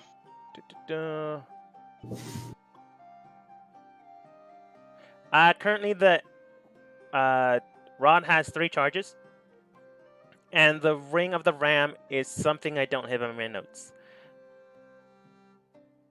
I probably shouldn't have said it out loud. I'm just gonna say, unfortunately, they don't have the ring. They could probably get it, but it's not in my notes, so I'm afraid. I'll have them get one. Yeah. Okay. Let's just say the ring is 2,000 gold, and well, I just told you how much charges it currently has. So yeah. All right. Hey, he's supposed to be dead. Where? Who? Out in the corner. I forgot to clear this area. My bad. And look who it is. So, your team entering into the facility, you can tell that a few things have changed. For one, there is a lot less people here. It's quite literally possible that maybe a lot of them decided to quit upon new restructuring of the company. Maybe they got all wound up and heavily questioned to the degree of finding who traitors are in the facility. Or maybe they are invisible now? This is an R&D department. And with magic, that is possible. You're going to find them. but it's quite possible that the entities that are no longer here likely vanished into the mist or got immediately arrested. Either way, the main objective has been cleared. Well, as you enter inside, one has yet to be. That one. Did me and Zen make it? Yes, I was about to get there. However, thankfully enough, you all managed to get here without too much incident. Thankfully enough, Zen and Q were already here.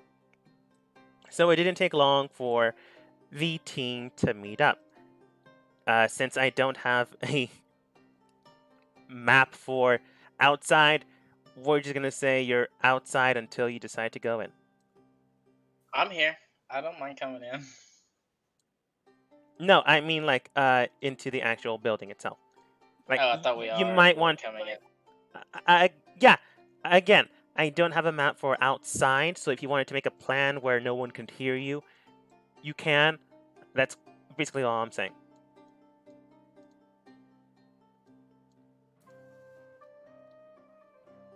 Oh, oops. Morthos, you're a little too close to Q. There we go. Yeah. Back up, Barbie. Need space.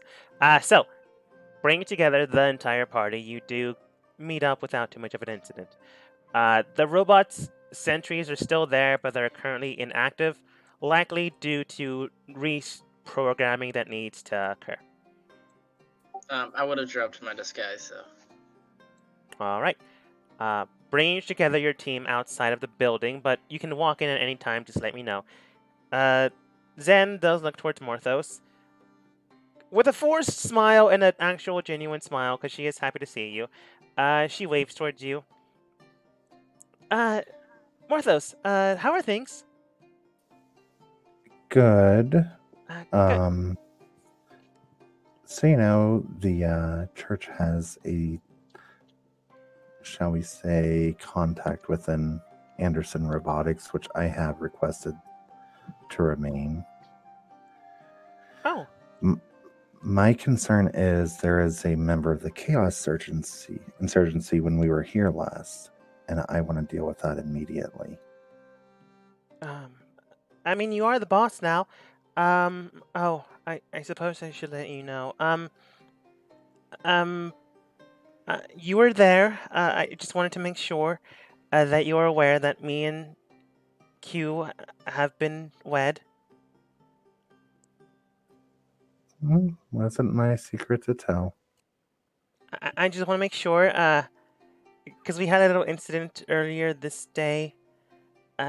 Not everyone knew. I just wanted to make sure that we're okay. That was between you. I just hope it's resolved so we can stay focused on what we have to get done. Oh, yeah, I'm pretty sure it's all fine now. Morthos, you clearly know it's not. I'm just going to kind of give the side eye to Iskar and Cerulean and go back to the conversation. So we need to figure out possibly a plan for this whole fiasco that's about to go down.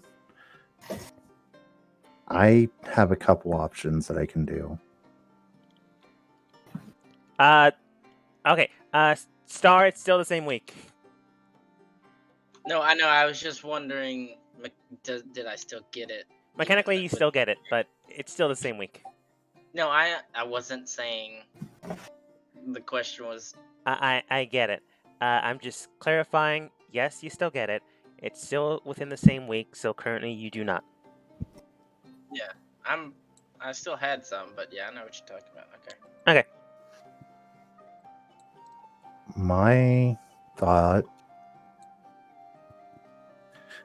is I do have a spell that will let me teleport. So it's far step. It lets me teleport 60 feet as a bonus action. But I can teleport up to him if he's still here and grab him. I mean, we can walk over towards him. If he is someone planted in, I don't think they'd be easily spooked. But we do have the issue of the giant creature in the sphere that we don't want to be released. That's true, and we don't know how to do that anyways. And they might. Yes. And that's why I wanted to get him away from whatever all that stuff is. She nods. Any other suggestions? So Q. Why don't I simply ask the staff if they can't relocate that sphere? That would likely be the best alternative. Oh, and Morthos, just for you to be aware, I am currently down to half my health, and my repertoire of spells has been reduced to 2 today. Like, does she mean, like, can she be healed, or is that the effects of what she did? The effects of what she did. Basically, to use those rods, she had to expend spell slots, a good amount of them. Well, her variant of spell slots. The last form likely ate at her body, causing her actual physical pain, not like permanently reducing her HP. It's temporarily reduced. It's temporarily reduced. Like, if you guys get hurt, your HP goes down temporarily until you take a long rest. That's the state she's in now. So I could heal her. If you wanted to. She'd go back to normal. Her spell slots would be Other gone, than her spell slots. but yeah, she'd be fine. I'm gonna tap her on the shoulder, and then that same gold light. Like, I'm just gonna say, "What are you talking about? You look fine to me." And basically cast heal, so she'd be back at full. You're a cleric, right? Cast what's the fucking touch healing ability? Yes, I'm a cleric. Cure wounds. Nothing happens. Your spell slot doesn't expend. The infusement of energy does come into your hands as you place it upon her shoulder, but nothing happens. It's as if you're God saying, "Yeah, I'm not touching this one." You remember Morthos could hear her, and for some reason Zed could. But your magic did nothing. Or could not activate. I'll cast Healing Word on her. You cast Healing Word, how much? It's 1d4 plus my wisdom. Alright. Alright, you guys, I'll be back. I don't think this is the real Cerulean. I'm going to disguise myself, flash, step in, stab her in the throat, and see what happens. Good plan. 8. Pretty good. I'll whisper into Zen's ear where I'm going, and I'll let you know. Yeah. But I'll leave. You take a quick aside with Zen, and then quickly step away. Iskar, you managed to heal Cerulean for 8. She does look towards you. He could probably hear what I said. Yeah. She does look towards you, Iskar, and then simply states, "Thank you for that. I was going to ask Morthos or Zen for heal, but yours is more appreciated based on our own connection." Do you need more? Unfortunately I do, but I think it'll be fine for now. For you. It's not a...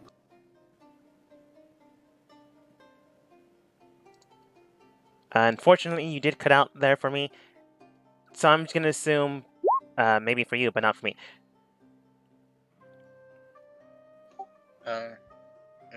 I'm basically... Ignore that for them. Yeah.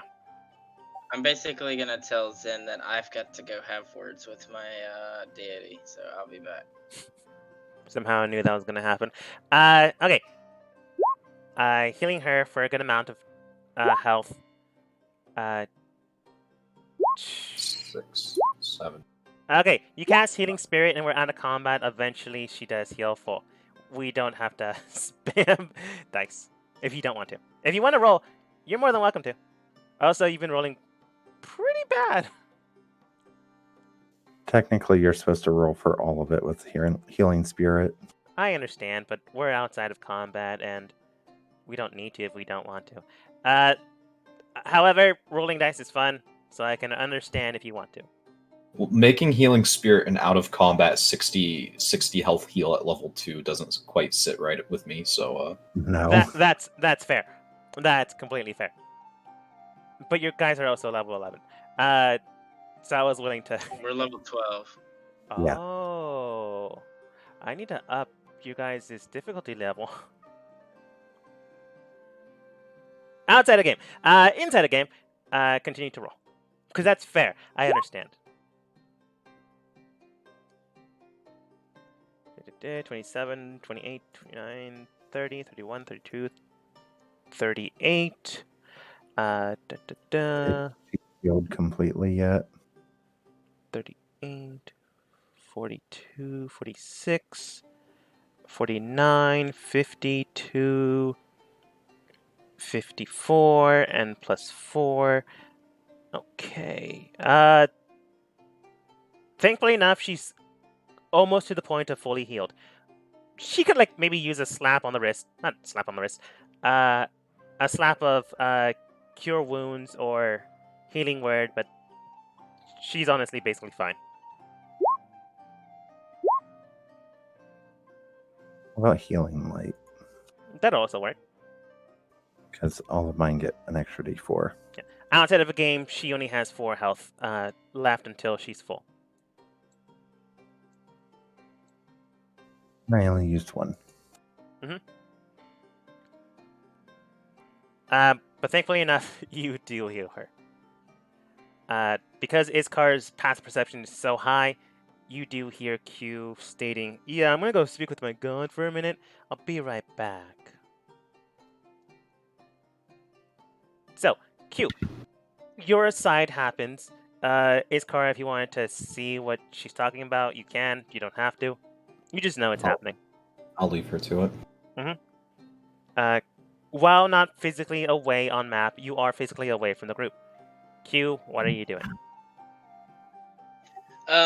Basically, find like a alleyway or something to be like not alone, but like momentary peace for a second. Mm-hmm. And basically go, what the hell?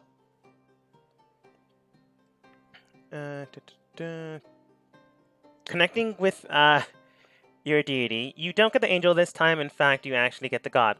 The god themselves then looks towards you and then simply states, "That is one I cannot physically heal or adjust."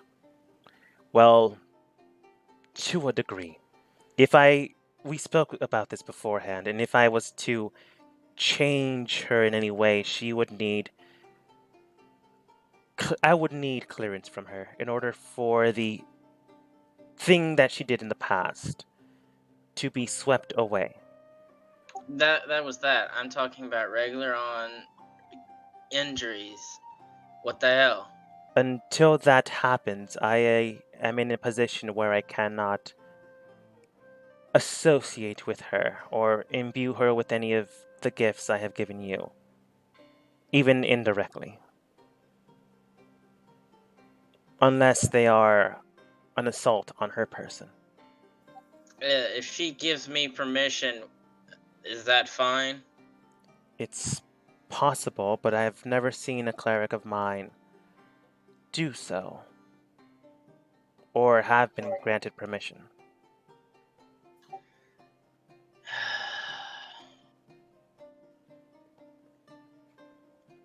It is something that I don't like to talk about, and it is of her past. I'm going to Go ahead. I put the god on hold. All right. I'm going to use one of the scrolls and send a message to Cerulean and ask her to come here. It is important. Where exactly is here? You left for a moment. Little bit. I don't know where you are. A little bit down the street, down an alley.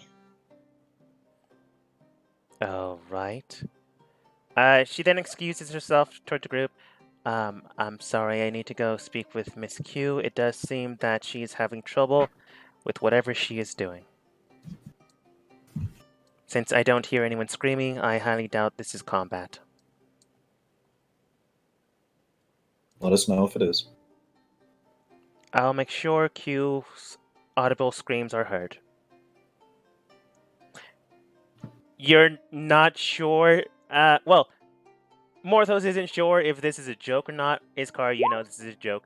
Zen's worried. But eventually she does get to Q. Alright, I basically act as a medium between... I try to act as a medium between her and a... Basically, I want to be able to make it to where Cerulean can hear him as I'm talking to him. Yeah, you begin to act as a medium. Basically, you're all interacting, so I don't have to say. And what to say to you, you're basically all talking together. It's fine. Cerulean then states, what exactly do you need me here for? Alright, you know how just a second ago nothing happened when I grabbed your shoulder? I know you grabbed my shoulder, which was odd. I suppose I was your own... trying to heal you. Oh, I see. That would explain why you touched me. I simply thought you were trying to commune or bond. No, because of what you are, apparently, and what you've done, Helm needs your permission to allow me to heal you. I already know this. To what degree does this information value me? Is of a value to me. I guess that's my answer. Sure. Look, I can't... I told you I will do anything to protect Zen. And that also means protect the one she cares about too. You're someone that she cares about too. But I can't do that if you won't let me. In all good consciousness, I can understand where you're coming from and how you strive to make things better.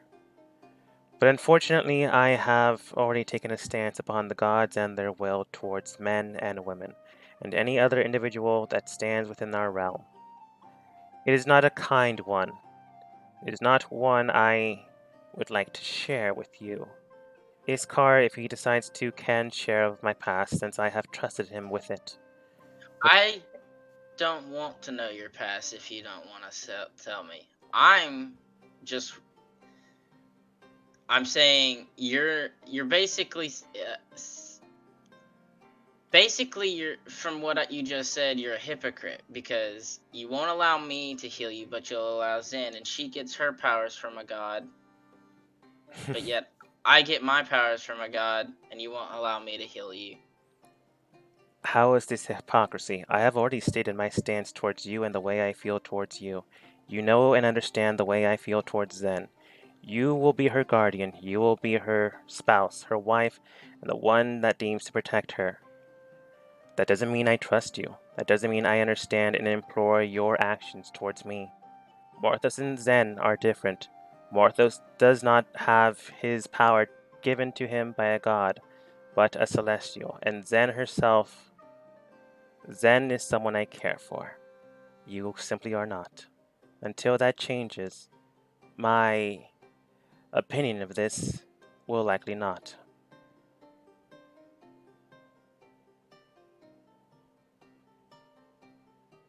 But if you'd like to try, I am here.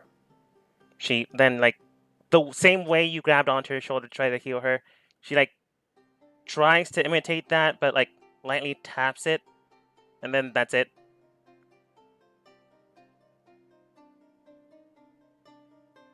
Does that console you now?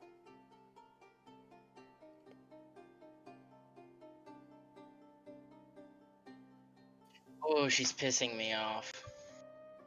She's not meant to be nice. I don't know why Iskar went for her. Because that's my fetish. I don't know. I mean, she's pretty, don't get me wrong. but she is not a nice person towards other people. At least the way other people would view her, which is probably why Zen was the only person, other than some other mysterious person and Iskar, that she is connected with.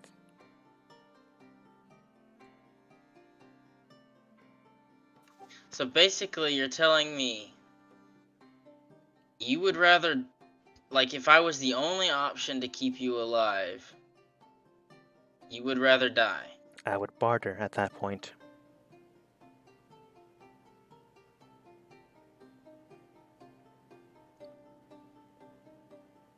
So let me get this straight. If I got my powers from any other source that allowed me to heal, I wouldn't have there wouldn't be a problem, would there?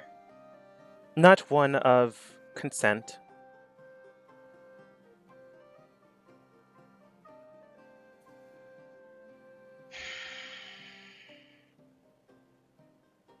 I'll.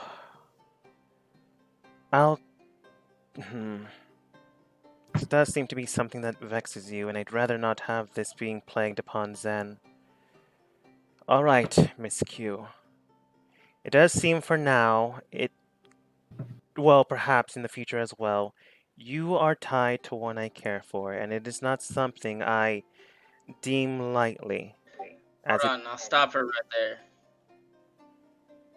You've stripped stuff from people before, correct? I have done it many times, yes. And you've done it to me.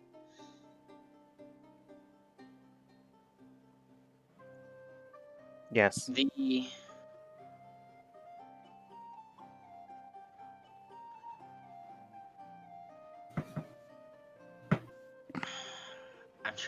I'm new to the cleric stuff, so Mhm. the religion, I know.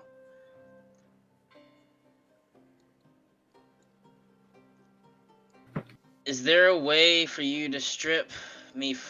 At this point, I've cut the god off. Is there a way for you to strip my connection from him, but I still have my abilities? There is a way, yes, but that would involve you no longer gaining new ones or advancing beyond the parameters that you are set. In which case, it would be most not benefit. Yeah, she would know it. I screw up. It would not be beneficial for you to do so, as it be a decline in protecting or taking care of the ones that you cherish. It's the way she would phrase it. But she then states, so it's not one you should take lightly. And as I mentioned beforehand, and as you mentioned beforehand, you and the one I care for are intertwined, which means this is something that you two must discuss. But before you discuss this, I will tell you this. You, as I mentioned, are connected with her. And other than Iskar, she is one I value. In this regard, I will be nice and allow you to do what you will towards me. Do these parameters seem beneficial to you? For now. Very well then. If that is all we are to discuss. We will discuss this later after I've talked with Q. After I've talked with Zen. She nods. Like before, but not in the same circumstance that you have done towards her, but how Zen is a lot more cheerful, a lot more bubbly. She like pats you again, but tries to imitate that same type of energy. Fails at it. Fakes a smile, which looks eerily creepy. Do have a pleasant day. You can tell that her more than you expected. Don't even try it. It's fine. Don't just be yourself, Cerulean. You don't have to. No, just don't. No. As you stated beforehand, I have no connection, and you have no connection or willed towards the action I have taken. And this is one of the few emotions I enjoy. You're not exactly sure what she means by that, but you could probably tell that she likes messing with people. Alright, well, And she leaves. I'll reconnect to the deity. She gave permission. Now you're gonna work, right? Yes, it shouldn't be an issue. Beyond that, though, I can't exactly tell you how much permission she has provided to you. If it's beyond the point that I am allowed to do, it simply would not work. But healing should not be an issue, based on the words that you have described.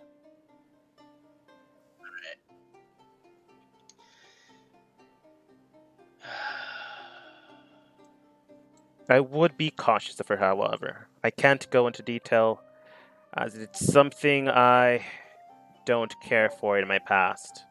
Oh, I only trust her as far as I can throw her. And only because she is important to someone that's important to me. Understandable. It's just that because she's important, I needed the ability to keep her alive. I understand. Keeping ones that you're connected to precious to you, it is something that we all hold dear. Now then, other than that circumstance, is there anything else you'd like or desire? My angel did state you had something called a freebie. I'll get back to you on it. Alright then. Do have a pleasant day. And they disconnect.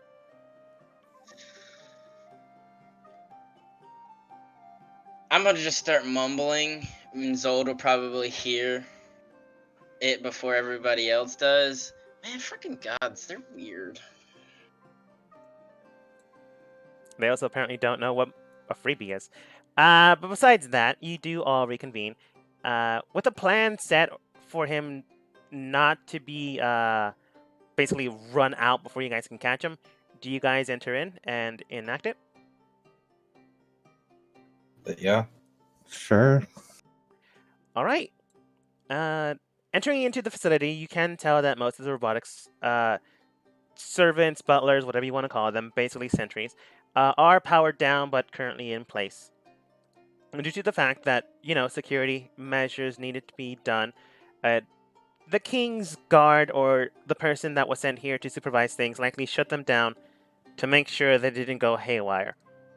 You're not sure how they did it, but some of the metal around the area of the chest plate seems to be, bent. Besides that, you do enter inside, and immediately to your north, spot the man that you were looking for, roughly 45 feet away. As you approach, your team can tell that they are sweating, but not sweating to bolt away. More like, do they know? Am I clear? Am I safe? They likely were given the speech of who is now in charge and who will now run the facility. So they look back and they do see Morthos's presence. I don't think you had the scarf at the time. So a description would be of yourself, how you currently look. No, I had. Well, what's his face? I think someone hit King. you though, not invisibly, but changed you. Which is Yeah, fine. but the acting thing has true sight, so that didn't matter. Oh yeah, that's true, and he would have described it honestly. Unfortunately, he is an honest person. Surprise, surprise. So when he looks at the new boss, not only panic sweats, but oh, new boss, am I gonna get fired? Does set in for him. But he doesn't run. After a while, you guys do manage to just hover over him. I'm just gonna assume Iskar just grinds the robot away. Works. Yeah, it seems thematically appropriate. Morthos then looks towards the man. He looks like he's being productive, but you can clearly tell he's not really doing anything. After a while, you just hovering over him. You can hear an audible sigh, but not one of, "Oh, great! Now I have to kill these people." It's like, okay, game face. Turns around and goes, "Oh, hello there. Um, welcome to Anderson Robotics. I did hear that you might be the new person in charge. If there's anything you need to know, just let me know. I was cleared from any suspicion, by the way, making sure that everything is fine and dandy. Unfortunately, I did not know Mr. Uh, the late former CEO that well, so my connections with him are limited, but I'm sure Mr. Foster uh, did so of his own accord. But if there's anything else you need, I'm afraid I don't have his information, but I do have a little bit of what I work with and what I do." And what might that be? Oh, uh, let's see here how to phrase this. Have you ever worked with programming? You've seen this world. I don't think I've ever seen anything like that. That is fair. A select few have actually been integrated into this field of work. Uh, I suppose the fastest or the quickest ones that understand it are the artificers. Basically, they interject and infuse magical properties into items or people or a companion. It's the same type of system, but more integrated with the material world rather than the mystical one.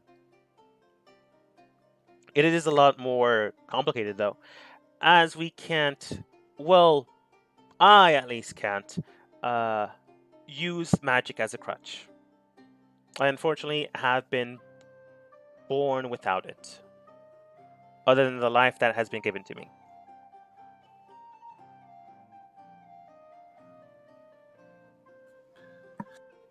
Since it doesn't really affect how I look, I'm going to focus on him with my double sight to see if there's anything odd I can pick up with it. Piercing into his soul and his mind, you can't read his mind, but it sounded cooler. Piercing into his soul, you can tell that nothing wavers, nothing changes. His very core does seem to be dark, but it's a contamination rather than his heart or his soul truly being of evil nature. It's like someone being swayed. Eventually, the darkness might envelop his soul, but right now, he might not know what he's doing, but he does feel that something is off about what he's doing.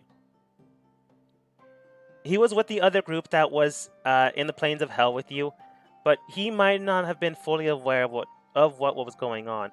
Here, he might have a different connection with things, but he is still, as you know, an informant.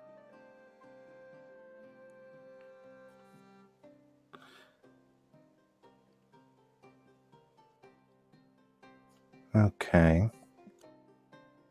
I believe I have something. 1 second.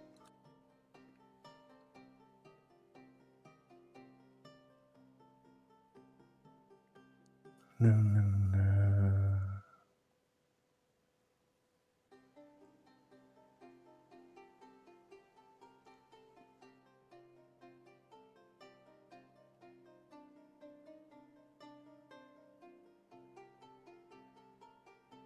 Also, the reason why I said his car drags, because I don't think he has enough strength to carry one of these robots. Not current. Again, I would really prefer to be like taking it easy and resting, and maybe get my thing from the king before we start going on any wacky, wild adventures. Definitely. Oh, this main thing I need to deal with, and then we're good. I just kind of step up here just to make it look. Look at the screens. Currently, there are numbers, strange symbols that you've never seen before. They honestly look like magical runes to you, but it's just programming. Currently, he's using C++ and Python. You can ask him what he's doing. if you want. Or, still be an imposing boss. Debating how I want to knock him out. Yeah. I mean, you can knock him out. You can try to flip him. You can try to make him a turncoat. You could probably pay him to be a double agent. You could probably grab your blade and pierce through the veil of his skin. Again, apparently he doesn't have magic, or at least according to what he told you. It all depends on how much you believe him. So he's probably takeable. I don't believe him. You don't have to.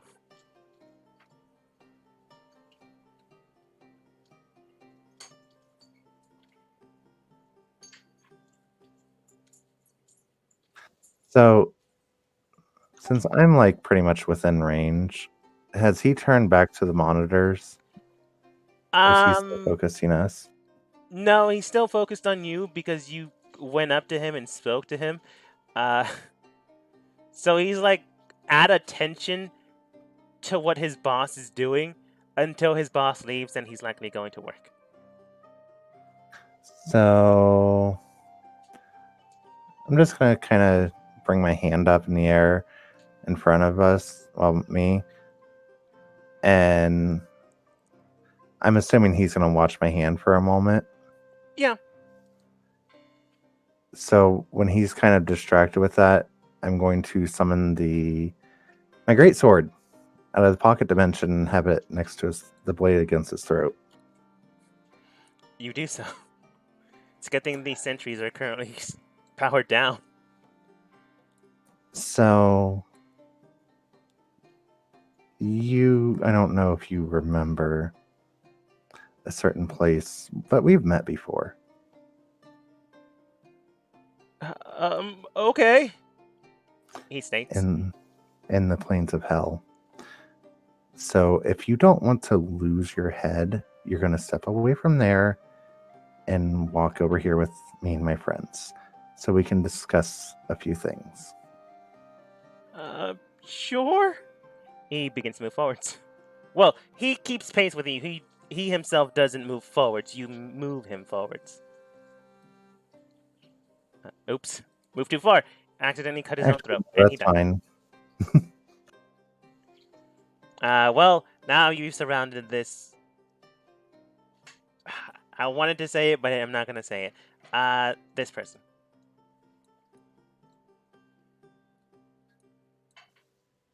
Now what? So first off, we need to see if he has any weapons or any items that could do anything. You're rude, you're intrusive. The other employees just look at you, wondering what you're doing to this guy. Maybe an inspection is happening. Down to the south, Q and Iskar do here. The one with pink hair look towards the one large, imposing, blue-skinned woman. Oh man, are they doing an inspection? Oh crap. The blue woman then states, "Is everything all right?" Yeah, I just need to hide my drugs. You have drugs? Don't judge. And it comes back. Star is involved. Right? Or she's lying. No, Star is definitely involved. Maybe she is. Yep. That is definitely involved. The satyr man then looks towards you. What exactly do you want? Aren't you my boss? Well, so is the Chaos Insurgency last time I saw you. And they don't tend to really, per se, leave members behind. Okay. He begins to quite literally cry. So I want to know what you're doing here. Keeping an eye on things? My boss said that these people need to be kept on a short leash.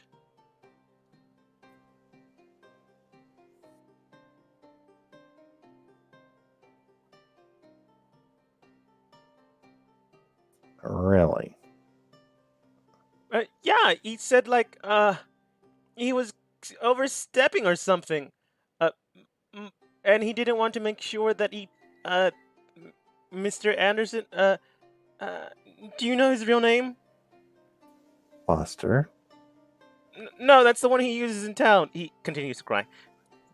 Anyway, continue. Well, Foster or Anderson, was overstepping, and my boss wanted to make sure he didn't, oversteps his boundary. For that, I'm sorry. You remove Chris, nothing happens. So he made sure I came here because I posed no actual threat. And he never met me. Sniffles. So who have you been sending the information to exactly? My contact? Which is... They're not in town, but I can tell you their name. Okay. Go, please tell us. It's like, I have to write it down. Do you have a piece of paper? I'm not supposed to tell people out loud. Yeah, go for it.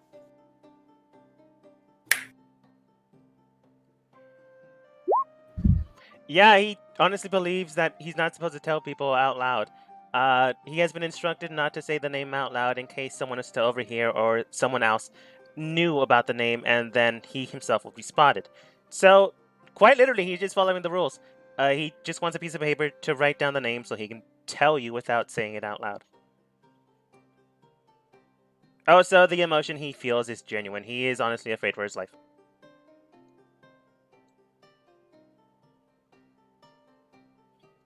So he may not have been lying when he said he has no magic. I'm not good at insight, so... That's fine. That's- You don't have to. But he does ask for a piece of paper. I'm gonna look around, and I'm assuming this one's still moving. Which one? Cured one that's mentioned about the drugs. Yeah. Currently, she's at a small little cubby, putting some stuff in her pockets, and then putting some stuff out of her pockets, and then begins to maybe pretend to look like she's working, or maybe she's actually working, but she's now at this computer. Somebody just yelled down, "You with pink hair, bring a quill and a piece of paper." Sure. Damn it! Why do I have to do it? Oops! Accidentally moved him. There we go. He's running. Slash. Now I accidentally connected them. She comes over. The sentries usually did this. Whatever. She hands you a piece of paper and like a piece of chalk. Enjoy. Need anything else? Just let me know. Would you happen to be related to Star? Probably not. Is that some sort of euphemism? No, it's someone we know from a few towns away. That's a weird name. She generally thinks that's a weird name. And she's also lying about something. You just don't know what connection. Maybe your insight wasn't high enough, but she's lying about something, but not so easily incited. This is someone I know. Might be. Carry on. Sure. Good luck at my stuff. I have nothing to hide. We'll be over to see you in a moment. Damn new CEO. Q and Iskar here. Back to you. Q kind of. You give him the piece of paper, I assume, and the chalk. Yeah. He begins to scribble it down, folds it, and hands it over to you. You can, your past perception, Q and Iskar, he was quite literally writing a name. He folds it, hands you both items. Here. Do you open it? Yeah. Unfurling it, it does have like a weird smile furled, a strange, almost party hat, and inside of the smile is the name. Wow, I am super blanking on the name. It's so not. Okay, there we go. Stalling helped. Mr. Wondertainment. No, technically Dr. Wondertainment. I kind of figured. They're like, near the city of, near the country of Mist. He points to the east. Involved in the feud that's going on. Nods. Yeah, him and my boss are. Well, you're not going to be reporting to your boss anymore. Okay.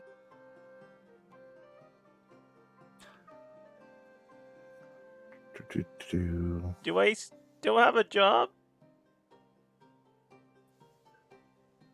Still crying, by the way. Like, that has not stopped once he started.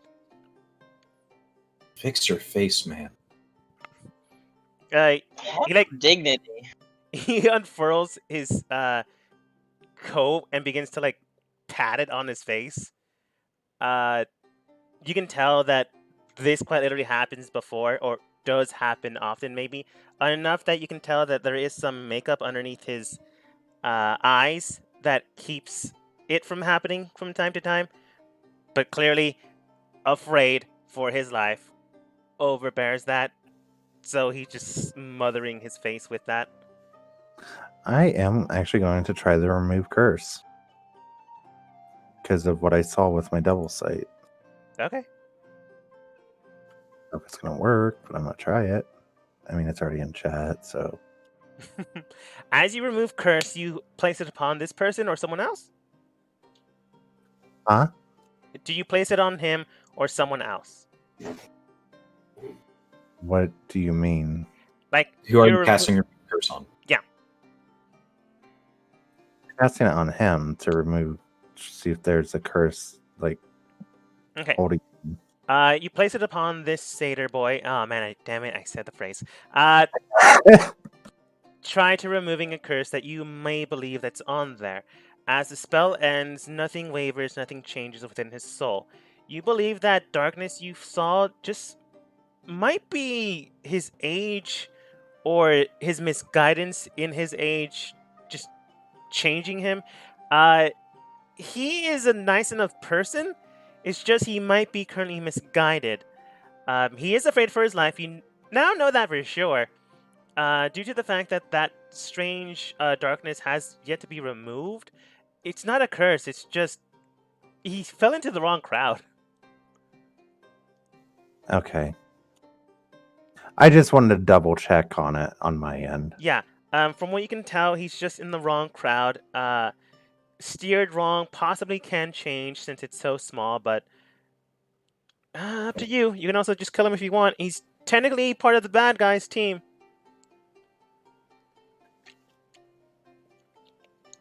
And your blade's already there to his neck. Well, I can't do that because that's not Morthos. You already know this. I'm just letting you know what you can do. So, here's the deal. I'm not a cruel person, Okay. but you're definitely not in the right, working for the right person, I should say. As in this other boss you report to. You know, it's...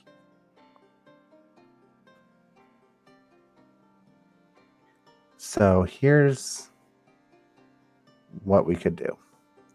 You keep your job here, doing the work that needs done. When the overseer pretty much gets here, which he should be here shortly. in like 10 minutes. And you're pretty much on a, shall we say, a house arrest situation Nods. until we can see that we can trust you. You don't have to worry about these people coming after you. Okay. You're quite capable. Do you want the pad I used to contact with them? His voice continues to break.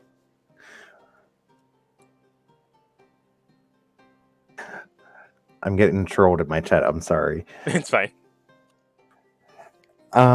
Yeah, we need anything that deals with them. I only have my pad. He then points towards a small little cubby. Oh, Q, could you retrieve that? What? I'm sorry. I was reading your chat. Sorry. Yeah, they're fucking with me hard. Sorry. Telling me I need to bang the robot, and it's like, no. At least not these, unfortunately. Okay, so what are we doing? Sorry. So there, he pointed to a little cubby where I'm assuming like an iPad tablet would be. Potentially. He said pad. You don't know what that means. Alright, I'll go and grab it. You go to the cubby and latch it, and surprise, surprise, he's genuinely honest. No spring trap goes towards your neck. Nothing jettisons out and pierces you through the eye, making the fake eye patch necessary. There's like a small little crystal, not square, but close enough that it resembles a square, but it's more like a cube, but very, very thin. You pick it up, and it looks like a ruby slab than anything else. Like, the material alone would be quite expensive, but some strange engravings, like, in the middle of it, seems to suggest the same type of patterns that he was currently working on. Or at least the same type of coding that he was working on. Not the same thing. You pick it up, and he basically shows you... Well, he basically points towards it and shows you how to turn it on. And then points towards it, but tells you not to, and how to communicate with this person. You just press this on their name, and it'll connect with them. It takes like maybe 10 seconds. We're pretty far away.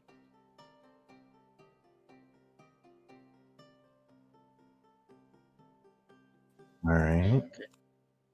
Well, we'll keep that. All right. So until Rusty gets here and can.